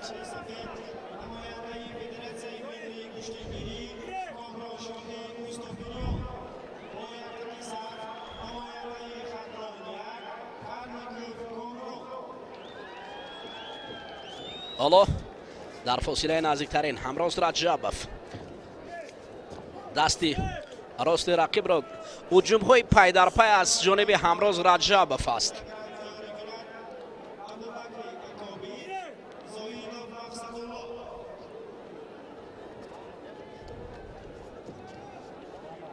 نوبت دیگر اینها ناس اوه پهلو برای همراز رجبов دادند. فرهادов پهلو برای بله همراز رجبов است که بسیار پرتافتی عالی بود و فرهادов است دست رقیب با یک پهلو رو به شکست دارد. باید سمت یا شیوه خود را عوض کند وگرنه با چنین شیوه گشتن گرفتن برای فرهادов کمی مشکلی آمده است. اکنون چند لحظه ای که دیگر در اختیار دارم، باید در اینجا فرهادов مبارزه پر شدت برد بر مقابل رقیب. خب اکنون دوباره در فاصله نزدیکتری و ببینید این نوبت ولی قوا بسندگی نمیکند برای فرهادов.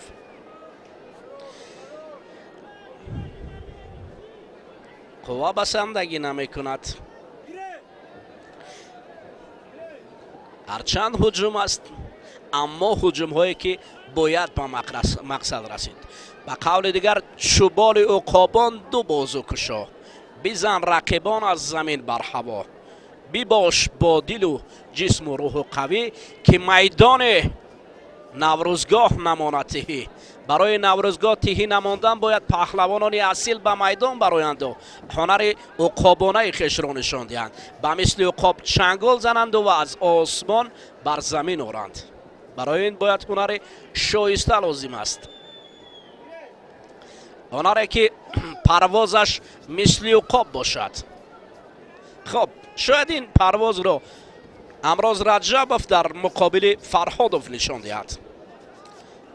هجوم میکند. فرهادov خیلی خسته شده است. خب امروز رجب ببینید اکنون فرهادov کمر رقیب را مستحکم داور شاید برای رجبov آگاهی پیشنهاد نماید برای سرکشی کردن. بله قبول دارد.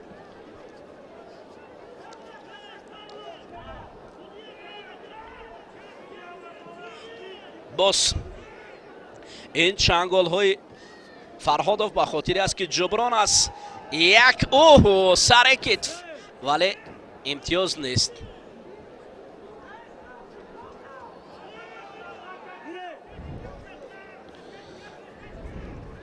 دوباره سمت چپ داشتند. اکنون ببینید همراز رجب با پیوسته هجوم میکند و برای افتادن رقیب حرکت های پا بر جو است.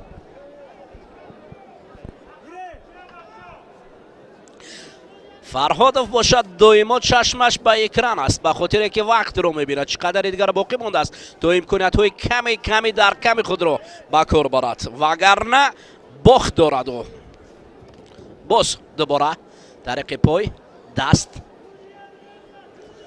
رجبов قدم مونده است. رجبов قدم مونده است تا اینکه استقبال از پیروزی کند. خب وقت کم باقی مونده است، وقت کم است، ولی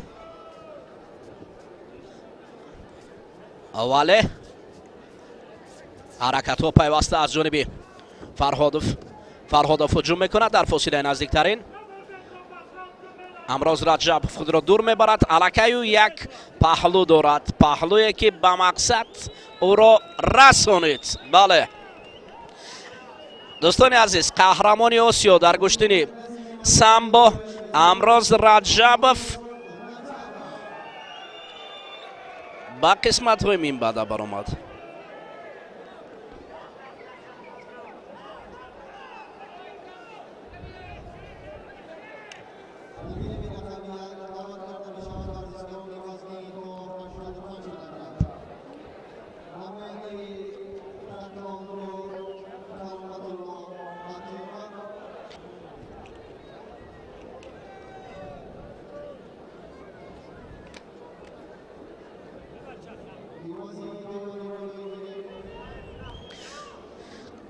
دوستان عزیز، یادرس میشیم که گزارش ما از مسابقه جمهوریوی اوید به گشتنگیری برای دریافت جام رئیس شهر دوشنبه بخشیده به تجلیل 25مین سالگرد روز وحدت ملی پیشکش شما میگردد. بیهوده نمیگویند هر که راه اندر ره مردان نهاد میرود هر جا زی دنبالش مراد. برای پای گذاشتن در ره مردانگی جا مردان اصیلی گشتنگیران میدن. این از مقام سطح بین المللی یا اینکه عنوان سطح بین المللی گرفتن گشتن ملی تاجیکی گشتنگیری، همین گشتن ملی تاجیکی گشتنگیری است که شاه ستون همه گشتن هایی که امروز در جهان ورزش هستند و امروز هم گشتن ملی تاجیکی گشتنگیری مخصوصا با سعی و کوشش رئیس شهر دوشنبه با برگزاری چنین مسابقه های سطح بین المللی که قبلا بود، این به خاطر در سطح بین المللی جایگزین کردن گشتن ملی تاجیکی گشتنگیری است. بله اینجا جفت جدید است، کرامت الله حکیموف مقابل ایرج عبداللهیف، دو پهلوانی که یکی در گشتن جودو قهرمان تاجیکستان است و دیگری در گشتن جودوی آسیا مقام دار است. انکترش ایرج عبداللهیف در گشتن جودوی آسیا مقام دار است، ولی پهلو انقره بود که بدن برای بدن را دادن برای کرامت الله حکیموف.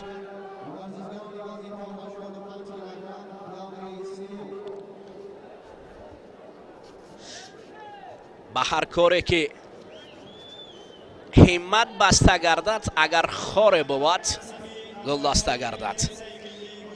اوه هجوم های پای در پای.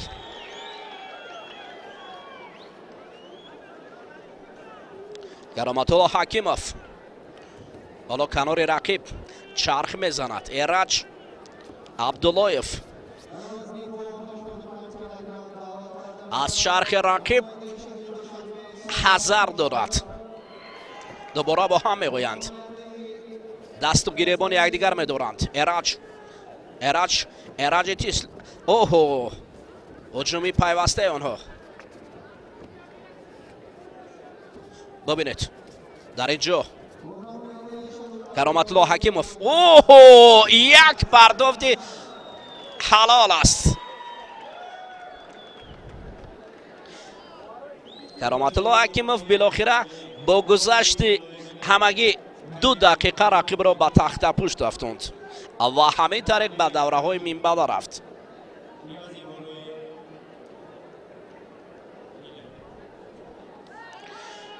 ин вазни 85 кило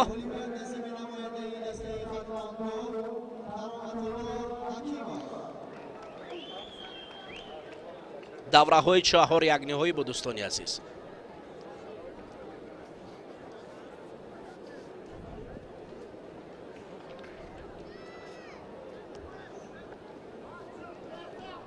мадинаро бубинед. дар ҳамин ҷо коргардон барои мо бисёр васф мекунад. дар паҳлӯи падараш нишастааст мадина ва ин ҳолати такрорро пешкаши мо мегардонанд ва ин партофти зебои аз кароматулло ҳакимов аст ки намоиш дода мешавад.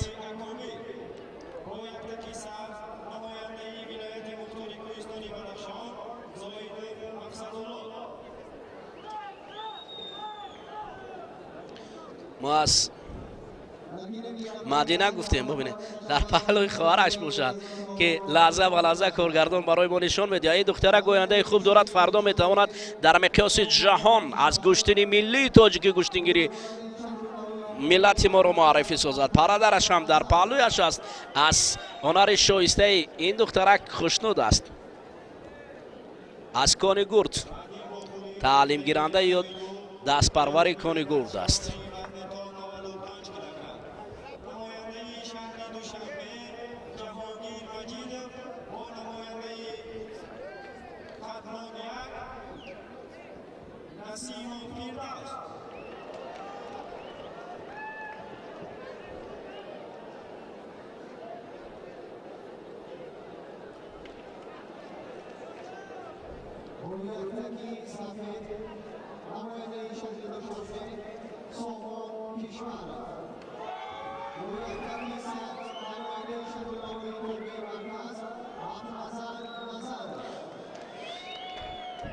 دوستان عزیز، حقنظر نظرов پهلوان محبوب کشور که یک تگ سبز به بر کرده است بر مقابل سامان کشورов مبارزه میبرد.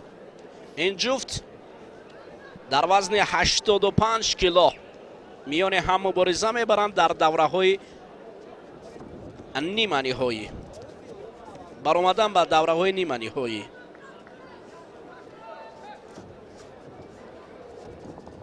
کسی از این پهلوان موفق شود به دوره نیمه نهایی راه می‌یابد. حالا حرکت پهلوانان و برآمد حقنظر نظرов پهلوانی که زاده ناحیه ورزاب است و حالا در شهر حصار عمر به سر میبرد.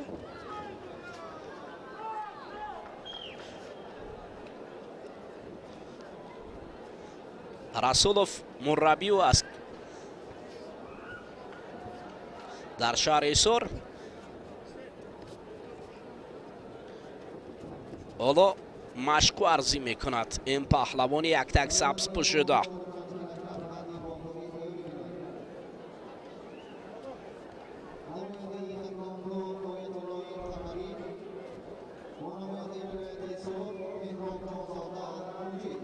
سامان کشورов از چنگال حقنظر نظرов کنار می رود.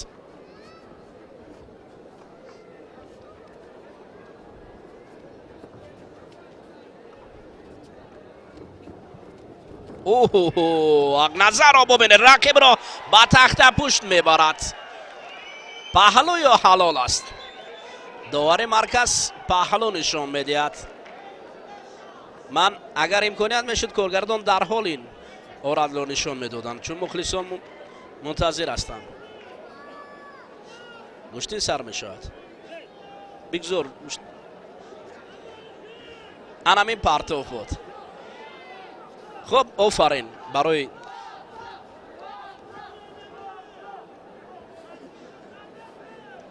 زیادین سفرف فیروز بختی بیکف کارگردان فیروز جان در اینجا و همچنین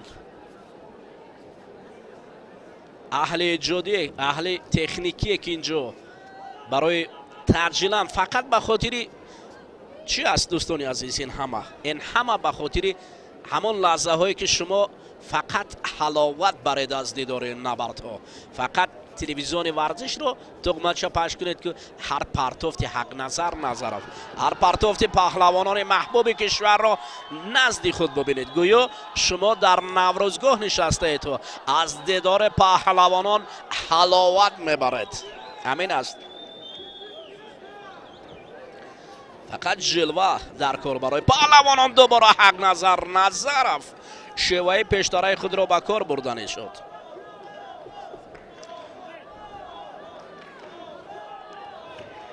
به خاطر رسیدن به مقصد که میگویند کس ندانست که منزلگاه مقصود کجاست، آنقدر هست که بانگ جرس می آید. فقط رسیدن به منزلگاه مقصود باید مبارزه بود. این کوه بلند است. رسیدن به قله مقصد، این کوه طی نمودنش خیلی پرمشقت و جبشدار است، اما پرتوفتوی پای در پای میتواند که چون حق نظر نظرف رقیبان را شکست و به قسمت نیمه نهایی رفت. حق نظر نظرف نیمه نهایی.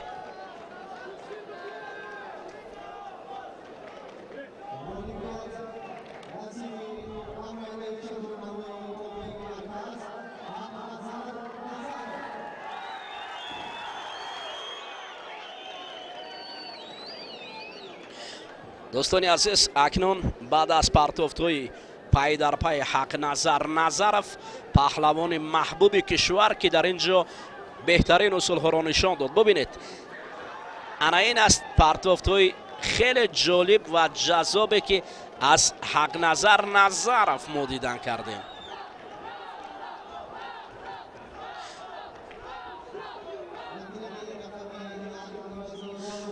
حق نظر بسیار عالی کار کرد، بسیار. اگر تا انجام مسابقات چونین پرتوفتوی زیبا را نشان دهد، پس به مقصد رسیدن کاری بسیار هم امید بخش است. دوستان عزیز، اکنون می رویم به نبرد جدید. آیت الله پهلوان، عزت خدایف پهلوی ما بود لحظه که شاگرد تربیت کرده است، در مقابل پهلوان ولایت سوخت مهراب جانزاده مجیب فرزند شادروان، یکی از سابق پهلوان مهراب پهلوان که در وادی زرافشان از کلوب ورزشی زرافشان با مقیاس جهان گشتین میگرفت. فرزندی و یک تگ سبز به بر کرده است. ببینید مخلصان، انا این آیت پهلوان است. آیت از اگر خطا نکنم شاید 90 کیلو بیشتر داشت، از شاید 100 کیلو به 85 کیلو فرامد. در وزن 85 کیلو بار اول است که ما آیت را میبینیم در همین گشتین‌های سطح جمهوری. مهراب جانزاده مجیب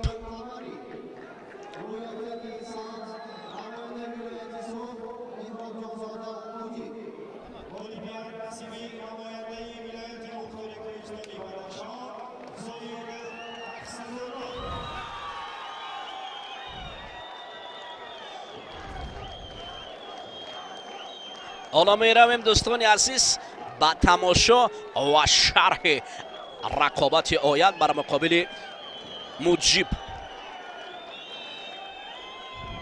آیت پهلوان از کنار چپ داشتن این دو پهلوان.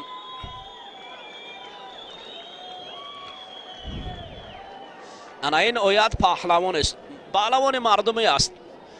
آیت پهلوان است که از سالهای سال گشتین میگیرد، سالهای سال گشتین میگیرد. برای نفرانی که آیت رو میبینند من میگویم که سالهای سال گشتین میگیرد و اکثرا مردم رو میشناسد و سالهای سال میان مردم گشتین میگیرد. این پهلوان ناحیه مومن آباد است. مجیب مهراب جانزاده باشد از کلوب ورزشی زرافشان شاهین گلوف استاد ورزش کمربندی، دلاور گلوف، سلوله گلوف ها در ناحیه زرافشان، پهلوانانی که در رشته کمربندی، خورشید شریپوف یکی از پهلوانانی که بود بر مقابل مجیدوف جهانگیر مبارزه برد و هم گشتنی کمربندی. سلوله‌ای که در ولایت هر یک منطقه گشتنی مخصوصی خود را دارد. مثلا در ولایت سوخت کمربندی معروف است، در ولایت ختلان گشتنی ملی تاجیکی گشتنگیری است. مثلا بعضی از منطقه ها است که گشتینای مخصوص خود را دارد، ولی مجیب دست پرور کلوب ورزشی کمربندی است.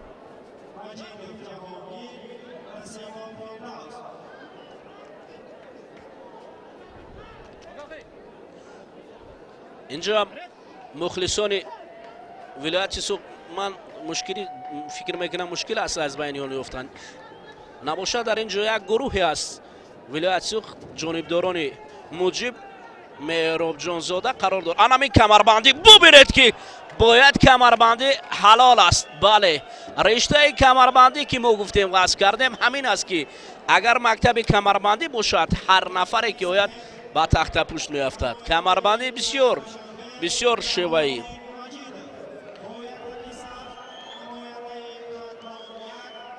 مجیب مهراب جانزاده به قسمت نیمانی های رفت.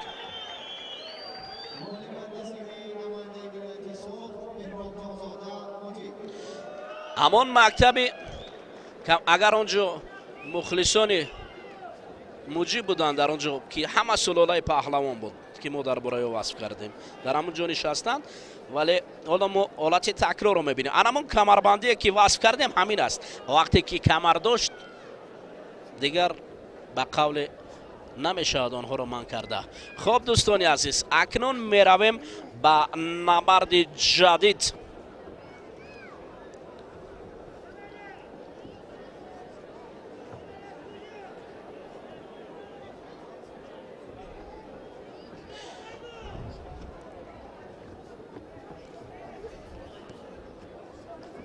باید بسیار عالی. بله، آفرین به کارگردان که این رو نشان داد. همون نفرانی که ما گفتیم، سلاله‌ای که ما گفتیم، آفرین برای کارگردان که همین لحظه از بین هزار نفر یافتن سخن ما رو ما باوری نداشتیم، لیکن یافتن برای ما نمایش دادن. سلاله گلوفایی که ما در برایشون سخن کردیم. اکنون دوستان عزیز شرح گشتنی ملی اوجی، گشتنی ملی باز هم پرشور و شوق میگردد. یک تک سفید ببر کرده است. پهلوانی که اشتراکچی بازی های المپی توکیو 2020 در سال 2021 اکمل مرادوف بر مقابل پهلوان جوان، یکی از پهلوانان محبوب کشور، محمد جان عبدالجلیل زاده، عزت خدایف، باز هم عزت خدایف میگیم. خب اکمل مرادوف در گشتنی جدا سالهای سال در دل خواهم سر کتفی که او را با تخت پوش برد. محمد جان عبدالجلیل زاده رقیب را از آسمان به زمین آورد. این است شبان و قابان دو بازو کشادن. این است آفرین این جوانی که هنوز هم قدم به کلان سالان میگذارد. آفرین آفرین. هر آن کس که به گشتین کمر آورده است انمین است که سر مهتر زیر گرد آورده است. آفرین.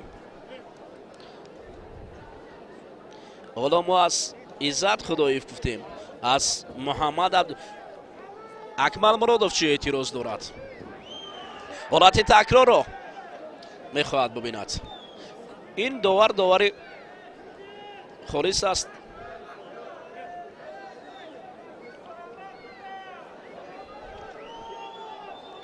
ببینید سر کتفی که عجب پرتافت است که دیگر حجت به فکرم دیگر کس از دیدن این پرتافت حلاوت میبرد.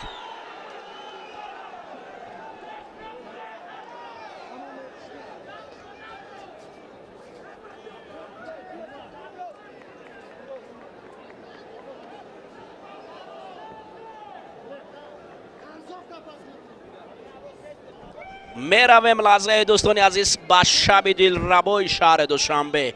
دیگر خیال ما نیست زیبی دنیا، در اصل زیبی دنیای دوشنبه این شهر چراغان، شهر نور، شهری که با پرداختای محمد عبدالجلیل زاده خیلی زیبنده بود. آفرین.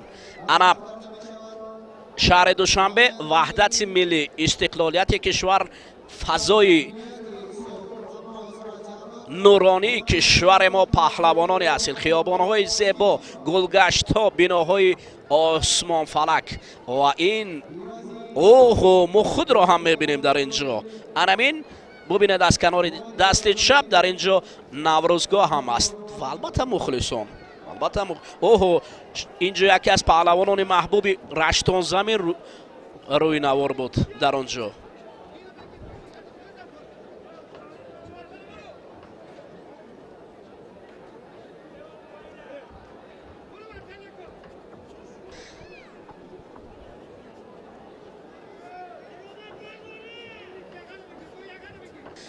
لحظه شمشاد عبداللهیف روی نوار بود.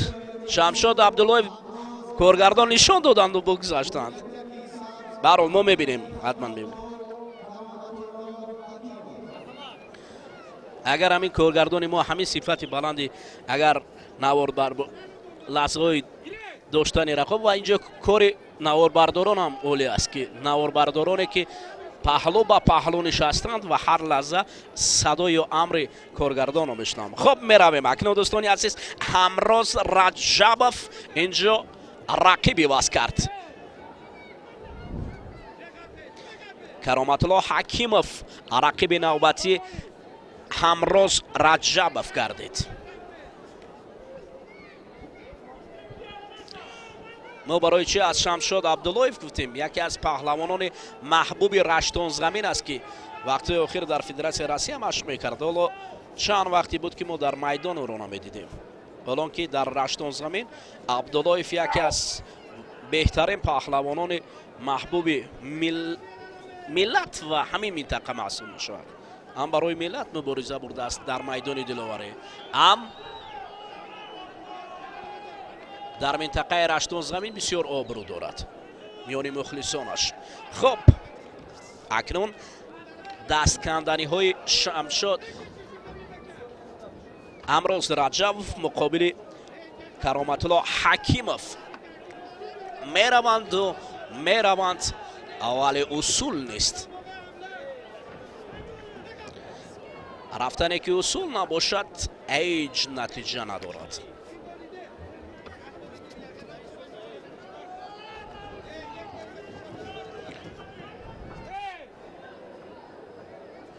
جانقش دو میرویم باز با دیدار این شهر دلارا و برمیگردیم. ما باوری داریم که هر لحظه در منظره های زیبای شهر دوشنبه نمایش میدن.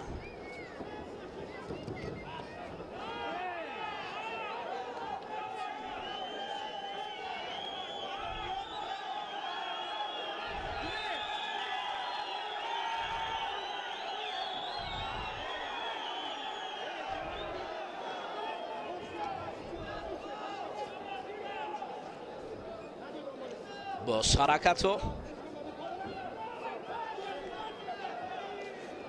های پای در پای.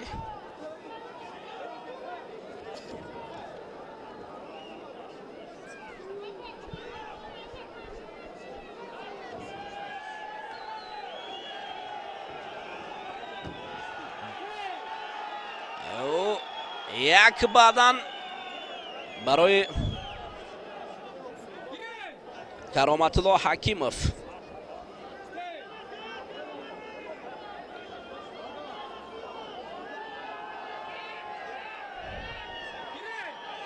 گرید دوار مرکز باز آنها رو با هم می آورد.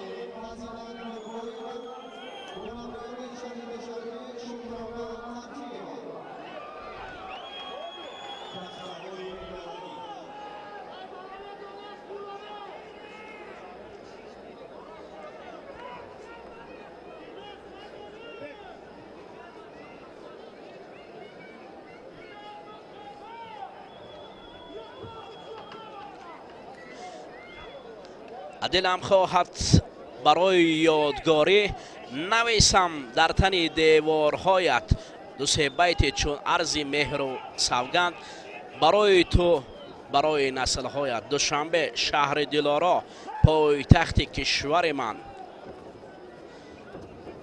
در وصف دوشنبه شعرها ایجاد شده است.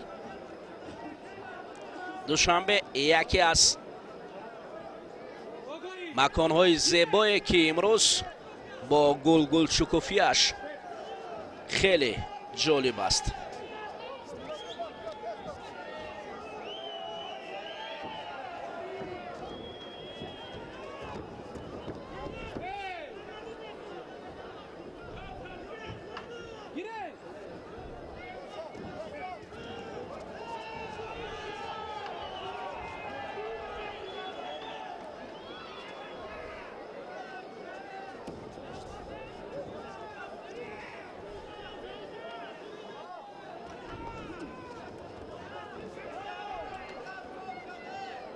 می رویم باز به نبرد و جالبیت گشتین.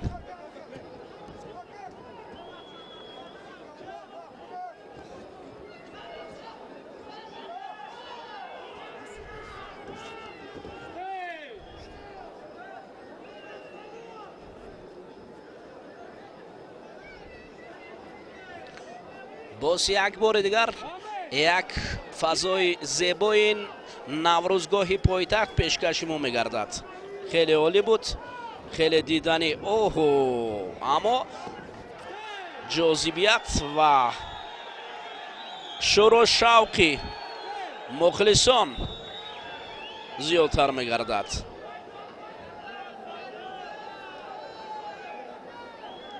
انا این نوروزگاهی پایتخت است که از پرواز پرندگی پیشکشی ما میگردد.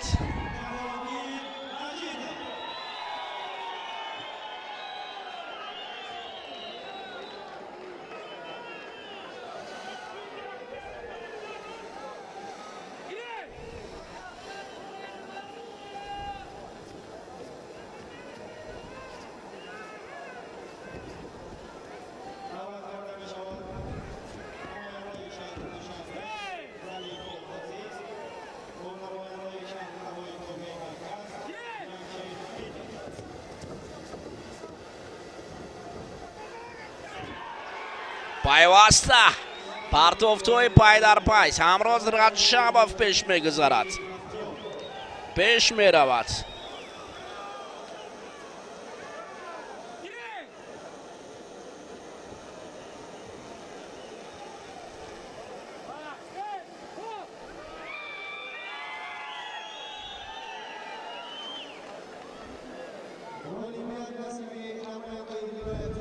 همراز رجبوف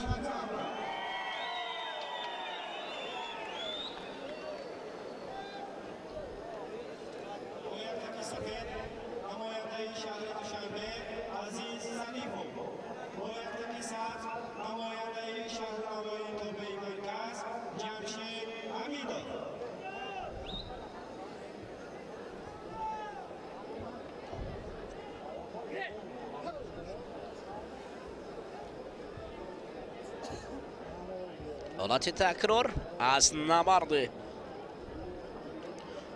حکیموف مقابل همراز رجبوف، ولی همراز رجبوف تکیه به گشتن سم با این قهرمانی آسیا غالب برآمد. خیلی عالی.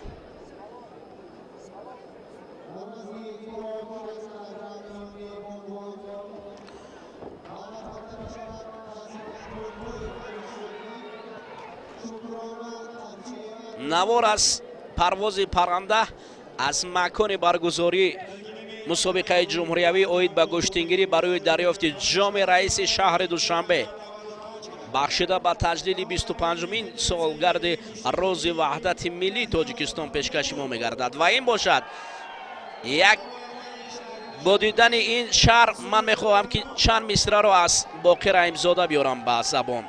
به شب روی فضایت مثل شیر است، برایت قرص مهگوی آفتیر است. غزلخان باقی دل داده گوید شب و روزت مصفا بینظیر است. عجب شهر دلارای دوشنبه، خیالم زیبی دنیای دوشنبه. باقی رحیمزاده این مصرع ها را در وصف این شهر دلارا گفته است که با مخلصان شب زنده‌دارش به خاطر گشتن ملی تاجیکی گشتنگیری چون گذشته یا نیاگان خیش را پاس داشتن از این شهر دلارایی که مکان تولید کننده هزاران هزار که ما گزارش همان را از نوروزگاه پایتخت جمهوری تاجیکستان از نبرد پهلوانان پیشکش شما میگردانیم.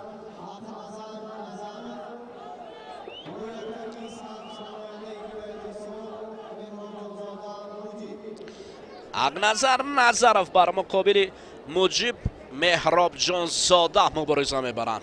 پهلوان شهر ایسار بر مقابل پهلوان ولایت سوغد. درباره این دو پهلوان ما معلومات مفصل بیشتر داده ایم، فقط ما رو لازم است که نبرد آنها را تماشا کنیم. اگر کمربندی رود مجیب خیلی عالی کار میکند، اگر حق نظرف انجام اصول کند پس رقیب از آسمان میباید. خب اکنون میبینیم کی کدام شکل یا شیوه را پیشه میکند. حق نظر کمربند در اینجا مجیب دفاع کرد. حالا گیرت آنها را دوباره با هم می آورد.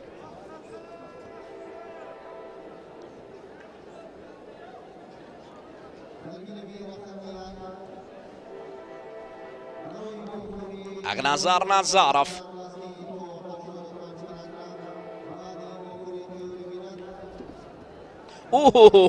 کمر داشتنی در اینجا مجیب خیلی آنا اکنون ببینید مجیب هم برای کمربند دریافت کردن بسیار عالی کار میکند.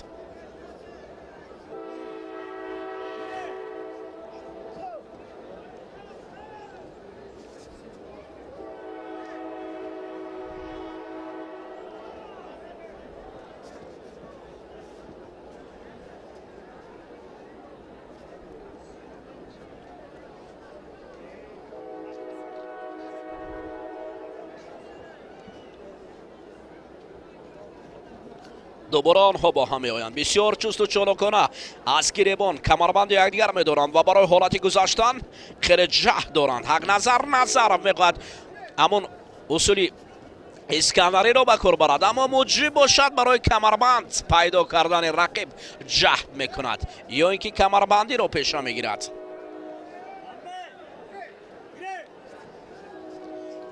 باکی تنبه مجیب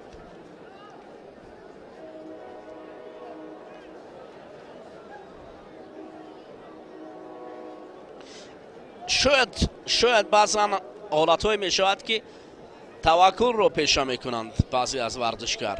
برای مجیب کمربند داشتن رقیب قلعه تر باشد.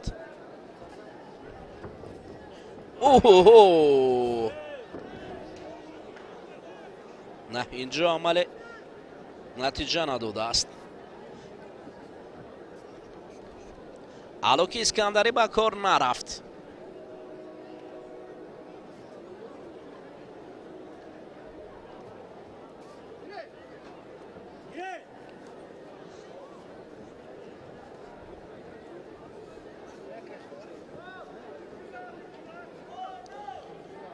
مجیب مهراب جان زاده به خاطر گرامی داشته پدر مجیب که در خیلی سابق پهلوان کشور بود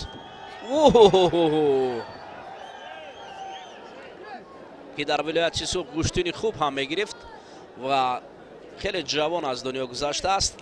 به خاطر پاس داشتن نام نکوی مهراب پهلوان در ولایت سوق در ناحیه جبار رسولوف در دهه زرافشان همساله مسابقات جمهوریوی میان هم نورسان هم کلانسالان باید به گشتنی قبلا جدا بود، حالا گشتنی ملی تاجیکی گشتنگیری برگزار میگردد. یکی از نوع پرزیدنت فدراسیون گشتنی ملی تاجیکی در ولایت سوخت یا نماینده فدراسیون گشتنی ملی توجیکی گوشتنگیری در ولایت سیسوخ شاهین گلف مسابقات هم برگزار میکند به خاطر گرامی داشته پدر مجیب.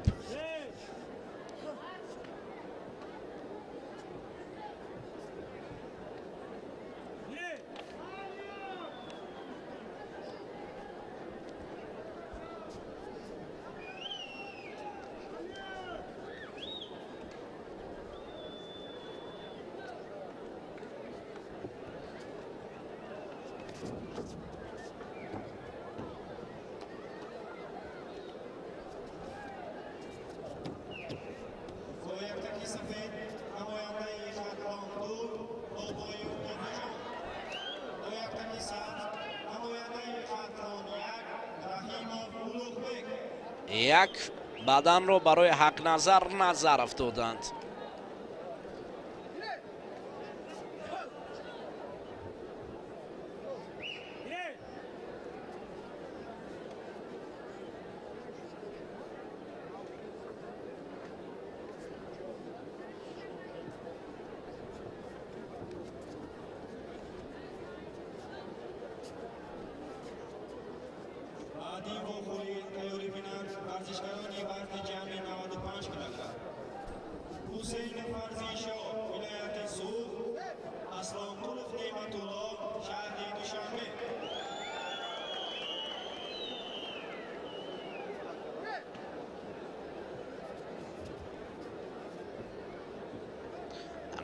نظرف با مجیب حالا کارشون اونقدر رنگین نمیشود.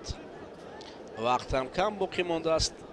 این جفت نظرف شاید برای فینال کشتین گرفتن نزدیک نمیارد خود را و تابلو نگاه میکند برای انجام یافتن وقت و مجیب باشد پیوسته هجوم میکند. وقت به انجام میرسد. اینجا نظرف به قسمت فینال برآمد.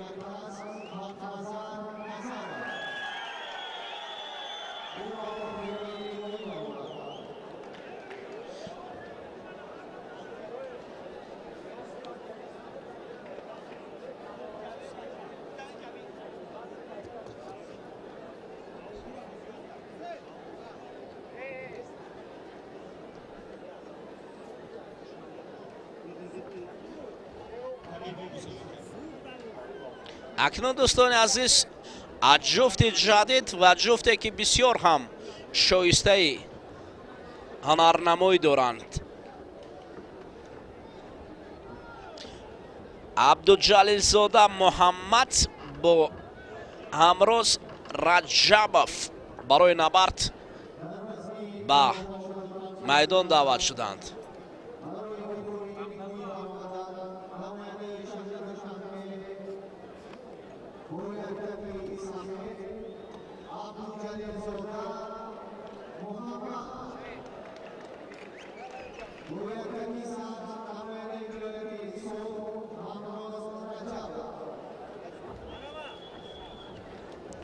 حالا دوستان عزیز نبرد محمد جان عبدالجلیل زاده رو بر مقابل همراز رجبوف میبینیم. یکی در گشتن سامبو و دیگری در گشتن جدا به وی رسیدند. محمد جان عبدالجلیل زاده گشتن جدا در مقیاس جهان گشتن میگیرد و همراز رجبوف از گشتن سامبو. اوه پرتافتی خیلی عالی.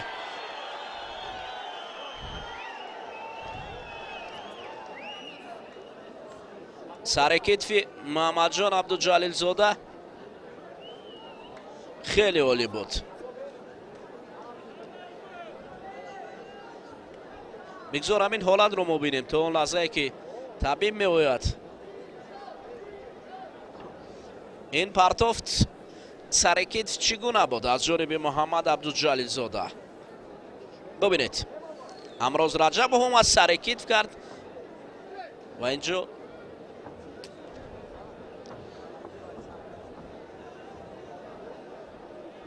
اوه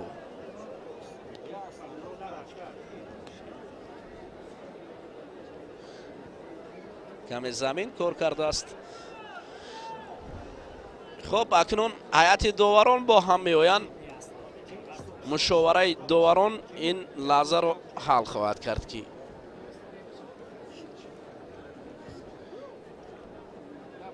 کی خوبتر است؟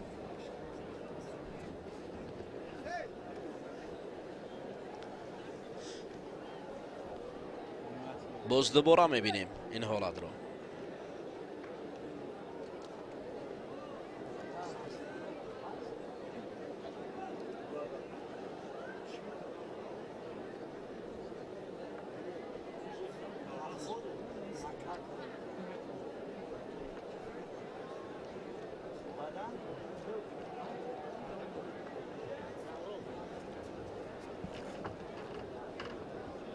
باید داوران ما بسیار احتیاطکار باشند. باید داوران بسیار احتیاطکار باشند، چون که حق و ناحق را داوران میبینند. داوران باید این حرکت های پهلوانان را ببینند.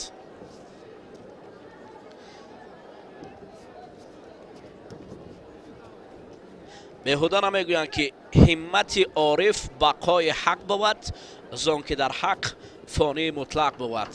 این را عطار درباره داوران، درباره عدالت و حقی داوران گفته است که باید داوران ما بسیار احتیاطکار باشند. بسیار. اوه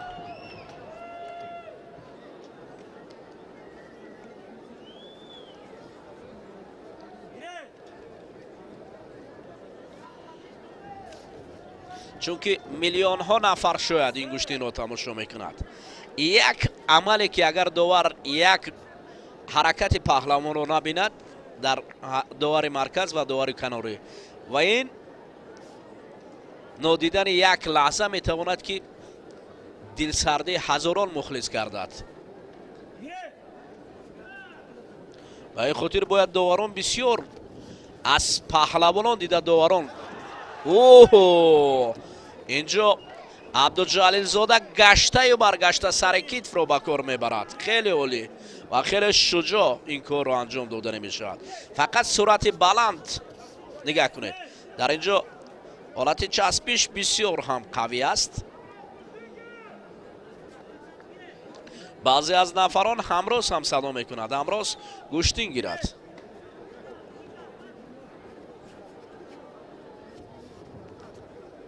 حالا دوباره میروند. ببینید اوه امروز رجبوف که مکتب گوشتنی سامبو رو گذاشته است با محمد عبدالجلیل زاده که دست پرور گوشتنی جدا است، بسیار نبرد عالی دارند. اوه یک نوبت دیگر. این عمل عبدالجلیل زاده گشته و برگشته به خاطر آن است که سر کتف کند، ولی همراز رجبوف مقصد او را فهمیده است و دائما در دفاع است که باید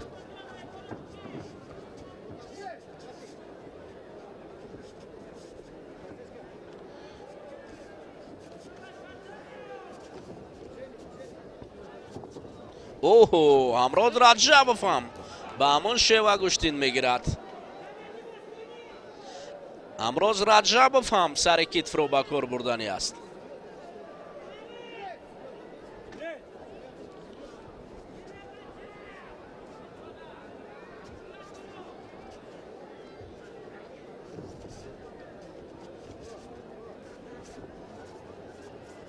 بار دیگر می روند.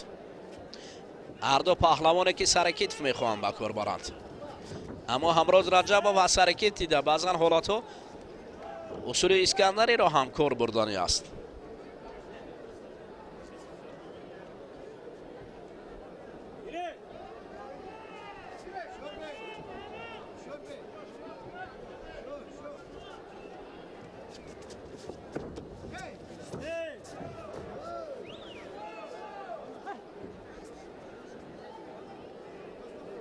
برای قسمت فینالی با حق نظر نظرف کسی از این پهلوانان گوشتین میگیرد. این را وقت معین میسازد. حالا داور مرکزی برای قرار نهایی آمدن به کسی از این پهلوانان آگاهی دادند مجبور شد تا داوران کناری را هم نزد خود دعوت کند. مخلصان ببینید بعضی از نفران حتی خوب می روند ولی ترک میدان، ترک ورزشگاه نمی کنند، چون که آنها دل باخته گوشتین هستند. گوشتین های خوب را دیدن می خواهند.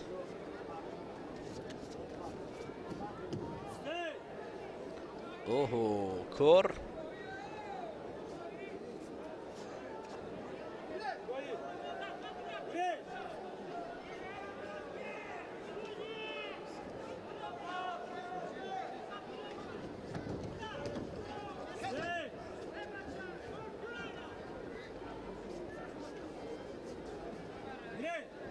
حالا گشتین گرفتن. عزت خدایف برای شاگرد مصلحت میدهد از کنار. شاگرد هجوم میکند.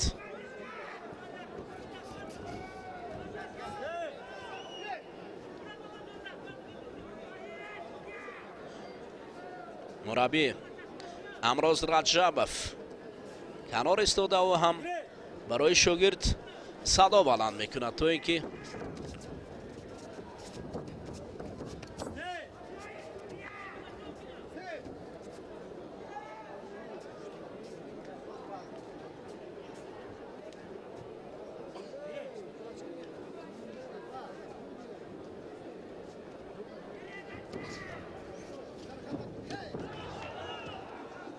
این شکلی که محمد جان عبدالجلیلوف پیشه گرفته سر کتف است. با هم میآیند باز.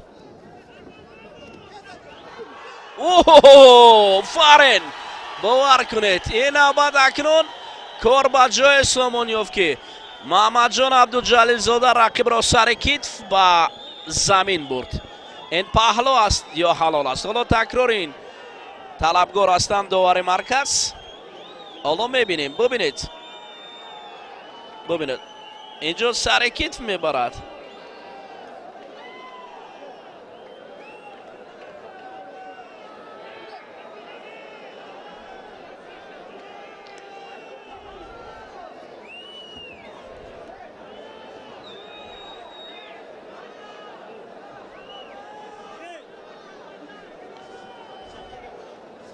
بله پهلو میدین.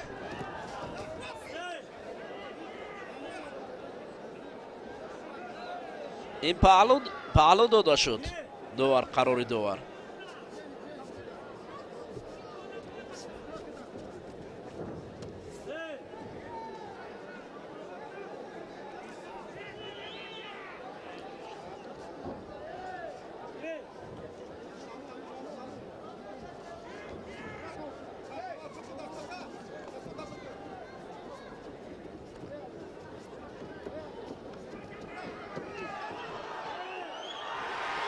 اوه این نوبت بسیار حالتی عجیب بود. لحظه بود که داور حتی باور کنید این نوبت از آسمان و زمین اومده بود ولی توقف بود. ببینید حالتی تکرار رو.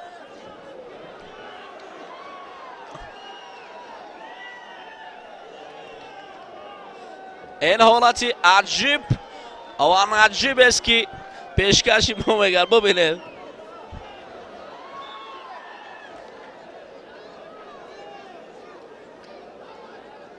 اوه من اکنون دست لد برداشته باشد. برای قسمت فینالی گشتین گرفتن عبدالجلیل زاده شاید مشکلی پیش بیارد.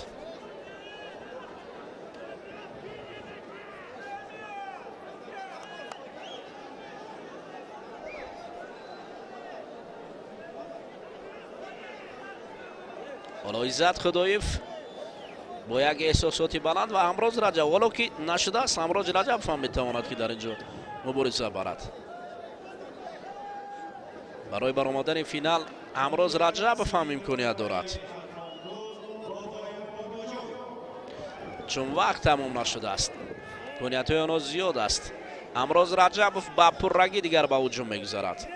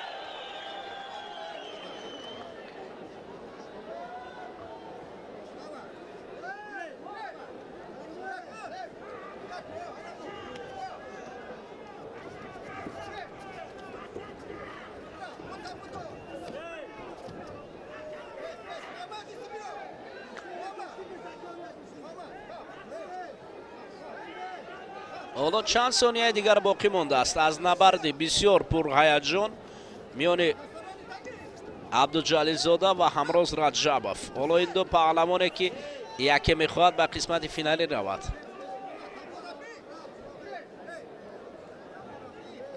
کمی پهلوانان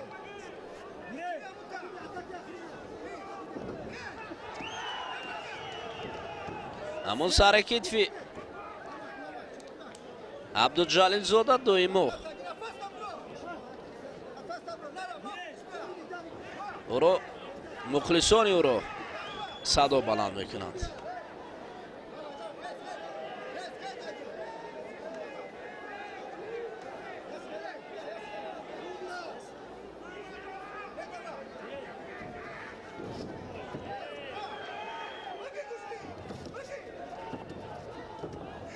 اوه حلال است. انا این نوبت باور کنید از آسمان به زمین آورد. بالاخره عزت خدایف نفس تازه میکشد و این پرتافت خیلی عالی بود.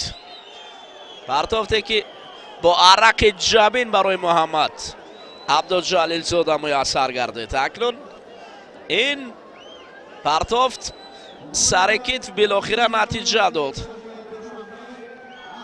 ببینید تا 4 ثانیه دیگر باقی مونده بود که در اینجا عبدالجلیل زاده رقیب را از آسمان به زمین فرو آورد. آفرین.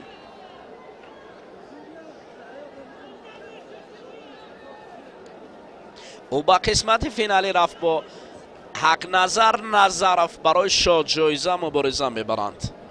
اوه باور کنید عجب پرتافتی بود.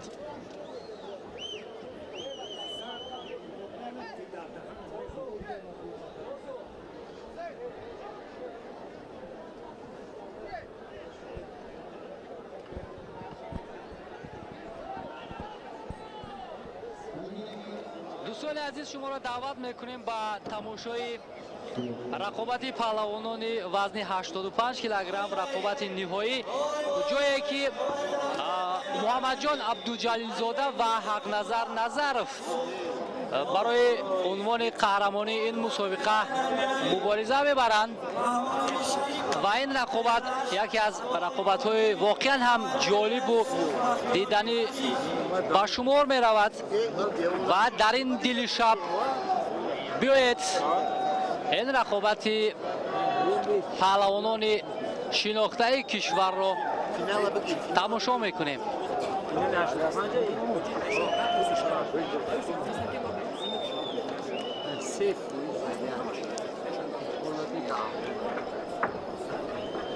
داوری مرکز علیبک دلشادزاده داوری درجه بین المللی است. این رقابت پهلوانان را البته از آن تجربه و ملکه‌ای که دارد البته حکمی میکند. با لباسهای سفید حق نظر نظرف نماینده شهر نهوی توبه مرکز و با لباسهای سبز محمد جان عبدالجلیل زاده نماینده شهر دوشنبه با هم می آیند. محمد جان عبدالجلیل زاده نسبت به حق نظر نظرف البته از جهت تجربه از جهت سن سال یکم گویم خردتر است ولی همان یک نیروی جوانی یک مهارت خیلی عالیش امروز مقابل پهلوانان وزن 85 کیلوگرم نشان داد که او البته یکی از چهره‌های درخشان هم هست. چون میدانیم حق نظر نظرف تجربه دیده گشتین‌های هم ملی و هم سطح بین المللی می باشد و برای محمد جان عبدالجلیل زاده شاید بر مقابل این پهلوان رقابت کردن دشوار باشد. محمد عبدالجلیل‌زاده زیر راهبری عزت خداییف تمرین میگیرد و البته که شاید همون کسبیت و مهارتی که این مربی دارد امروز برای شاگردش آموخته است و در دور نهایی برآمد میکند. به خاطر کمفауلی آگاهی اول به محمد جان عبدالجلیل‌زاده داده می شود و این شاید او را وادار کند که رقابتش را تیزتر کند و بر مقابل حق نظر نظروی صاحب تجربه یک عملهای خوب را اجرا کند. البته چون میدانیم بالاتر هم گفتیم که حق نظر نظرف تجربهش خوبتر است، از همین خاطر شاید از همون تجربه سالهای قبلش استفاده برد و بر مقابل این غنچه نورسته گوشتین میهن یک عمل خوبی نشان دهد. این پرتافتی حق نظر نظرف بعداً بهاگذاری شد از جانب علیبک دلشادزاده.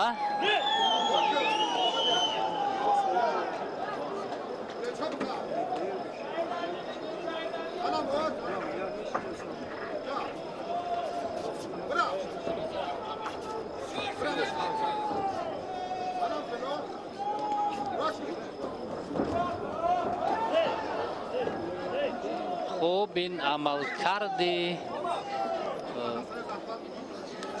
محمد عبدالجلیل‌زاده از جانب داور چیزی بهاگذاری نشد. البته با وجود آنهایی که محمد جان عبدالجلیل‌زاده نورس است ولی یک روحیه خیلی خوبی جوانمردی دارد. ما رقابتی او را بسیار مشاهده کردیم که بسیار هم میخواهد که بر مقابل دلخواه رقیب از خود یک مهارت والا نشان دهد. البته ما از او امید داریم که در گوشتین جدا من بعد درخشش خوب میکند، چون عین حال در مسابقه های بین المللی گوشتین جدا هنر و مهارت خود را نشان میدهد. در قهرمانی آسیا و اقیانوسیه مقام دوم را اشغال کرده بود و در گرند اسلام تل آویو نیز هنر و مهارت خود گرند اسلام انتالیا نیز هنر خود را خیلی خوب نشان داد، ولی از دست یکی از چهره های شناخته گوشتین جدای سیاره پهلوان گرجی لاشا شکست خورد که آن پهلوان البته مهارت خوب دارد.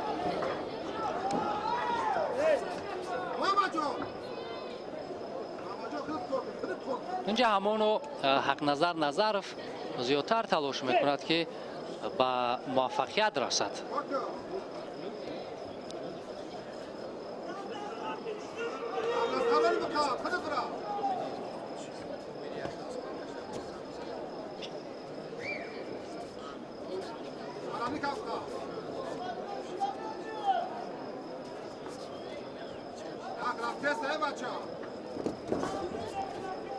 اینجا هر دو هم کوشش میکنند که یک حالتهای موافق را پیدا کنند تا اجرای اصول نمایند، اما همانا با یک بدن حق نظر نظرف پیشرفت است ولی وقت هست برای تغییر دادن نتیجه.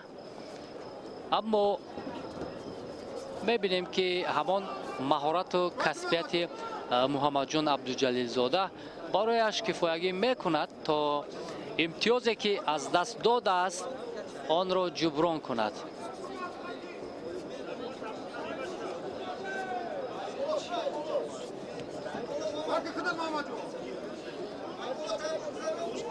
با ایستگی دقیقه های اساسی پشت سر می شود و اینجا یک عملکرد محمد عبدالجلیل‌زاده البته شاید اینجا بدن بهاگذاری شود زیرا عملکرد بود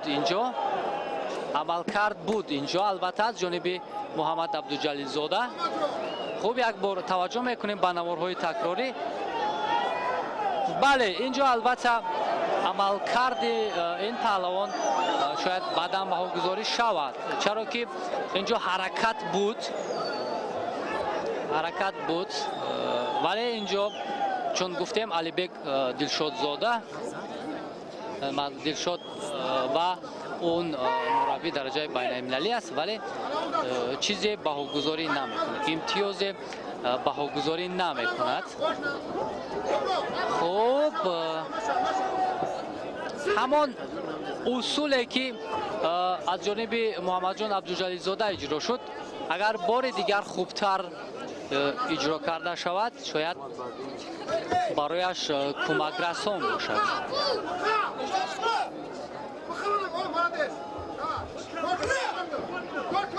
хуб ана ҳамин равиши гӯштингирии Муҳаммаҷон Абдуҷалилзода қариб ки якранг аст. ӯ кӯшиш мекунад ки ба зону нишаста баъдан ҳарифро партов кунад, аммо дақиқаҳои сонияҳои хеле ба шумор монданд. агар ӯ дигар ҳаракат накунад, ин бадане ки ба бале инҷо бадан буд. дӯстони азиз, аз ҳисоби имтиёзҳо ҳар ду паҳлавон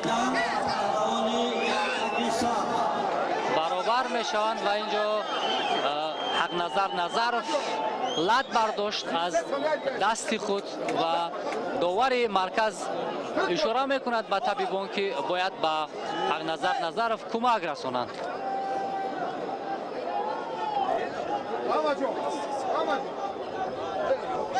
бале ана ҳамин ҳаракате ки аз ҷониби Муҳаммаҷон Абдуҷалилзода иҷро шуд, билохира ҳамон талошҳое ки дар дақиқаҳои охир кард барояш самар овард ва ӯ тавонист ки имтиёзи баданро соҳиб шавад.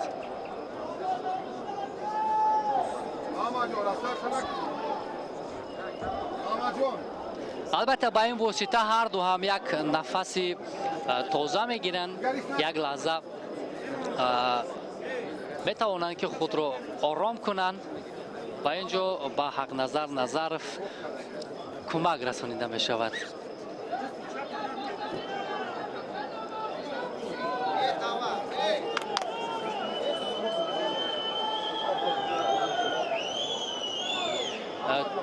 بیست و سه ثانیه دیگر این پهلوانان در اختیار دارند.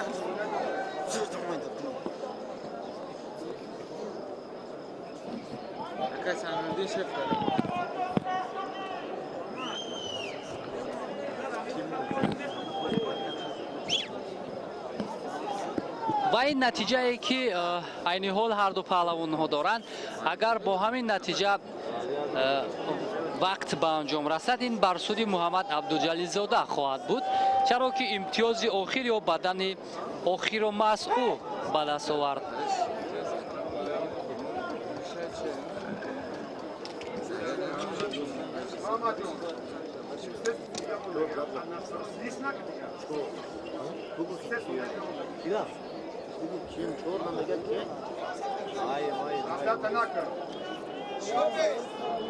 دوستان عزیز، قریب ساعت 1 شب است، ولی ببینید تمام مخلصان و دوستداران گوشتین ملی میدان رو ترک نکردند و پهلوانان رو دستگیری میکنند. همین امتیازی که دارند هر دو پهلوان ها، چون گفتیم اگر وقت به انجام رسد بر سود محمد عبدالجلیل‌زاده خواهد بود. تنها 9 ثانیه دیگر اگر همین پیشرفتی خود را ادامه دهد محمد عبدالجلیل‌زاده، او میتواند که غالب وزن 85 کیلوگرم گردد. 4 ثانیه دیگر در اختیار دارند که این هم البته دیگر تمام. دوستان عزیز، این غلبه بنهایت زحمت، تلاش، کوشش و یک حس مردانگی و یک حس واقعا هم راه به سوی موفقیت ها بالاخره توانست محمدجان عبدالجلیل‌زاده عنوان قهرمانی را در وزن 85 کیلوگرم به دست بیارد و صاحب شاه جایزه گردد. چون ما در آغاز گفتیم همان حس мардонагию хоҳиши зиёди ин навҷавон ки имрӯз сӯи муваффақиятҳо талош мекунад билохира барояш имкон дод ки ӯ унвони қаҳрамониро дар вазни 85 килограмм ба даст биёрад ва мухлисону дӯстдорони худро шод кунад ва мураббию низ Иззат Худоиев хеле хушҳол аст. Билохира ҳамон талошҳояш тавонист ки самар биёрад.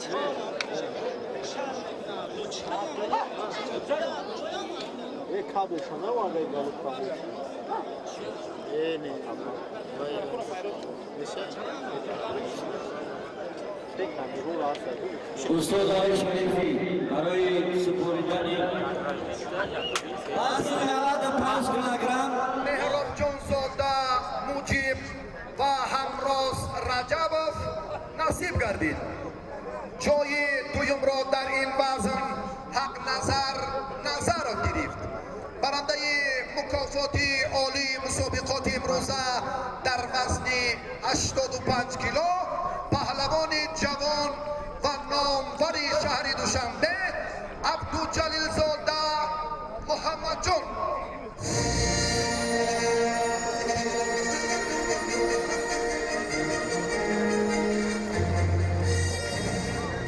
ورزشکاران موفق زینه سیوم مهراب جانزاده موجیب ولایت سوخت تاک ورزشی زرفشان ناحیه جبار رسولov.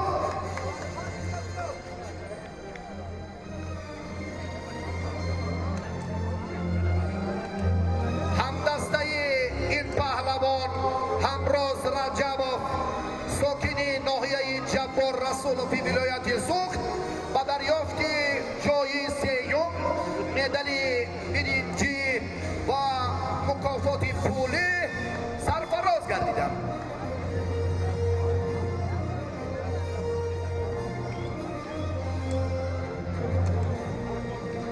مقام دویمی افتخاری وزنی تا 85 کیلو با حق نظرov نماینده دسته شهر و ناحیه های تابع مرکز نصیب شد.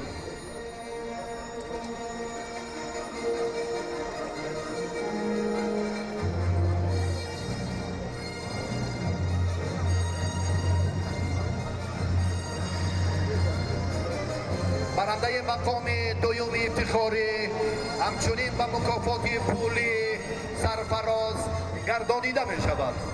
غالبین وزن چمپیون آسیا میان جوانان در شهر بیروتی کشور لبنان عبدالجلیلزاده محمد جان ورزشکاری ناموری پایتخت کشورمان شهر دوشنبه با مدال طلا و همچنین مکافات عالی شاه جایزه автомашинаи сабукравӣ тамғаи равон қадрдонӣ мегардад.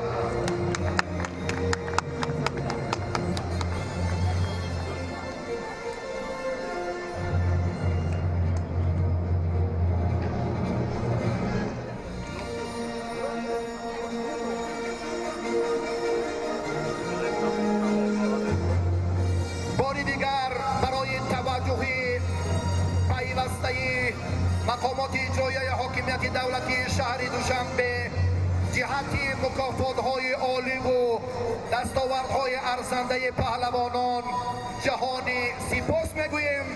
و این روزی جشن وحدت ملی باری دیگر همه پهلوانان موفق و حاضرین ارجمند را تبریک می‌نماییم.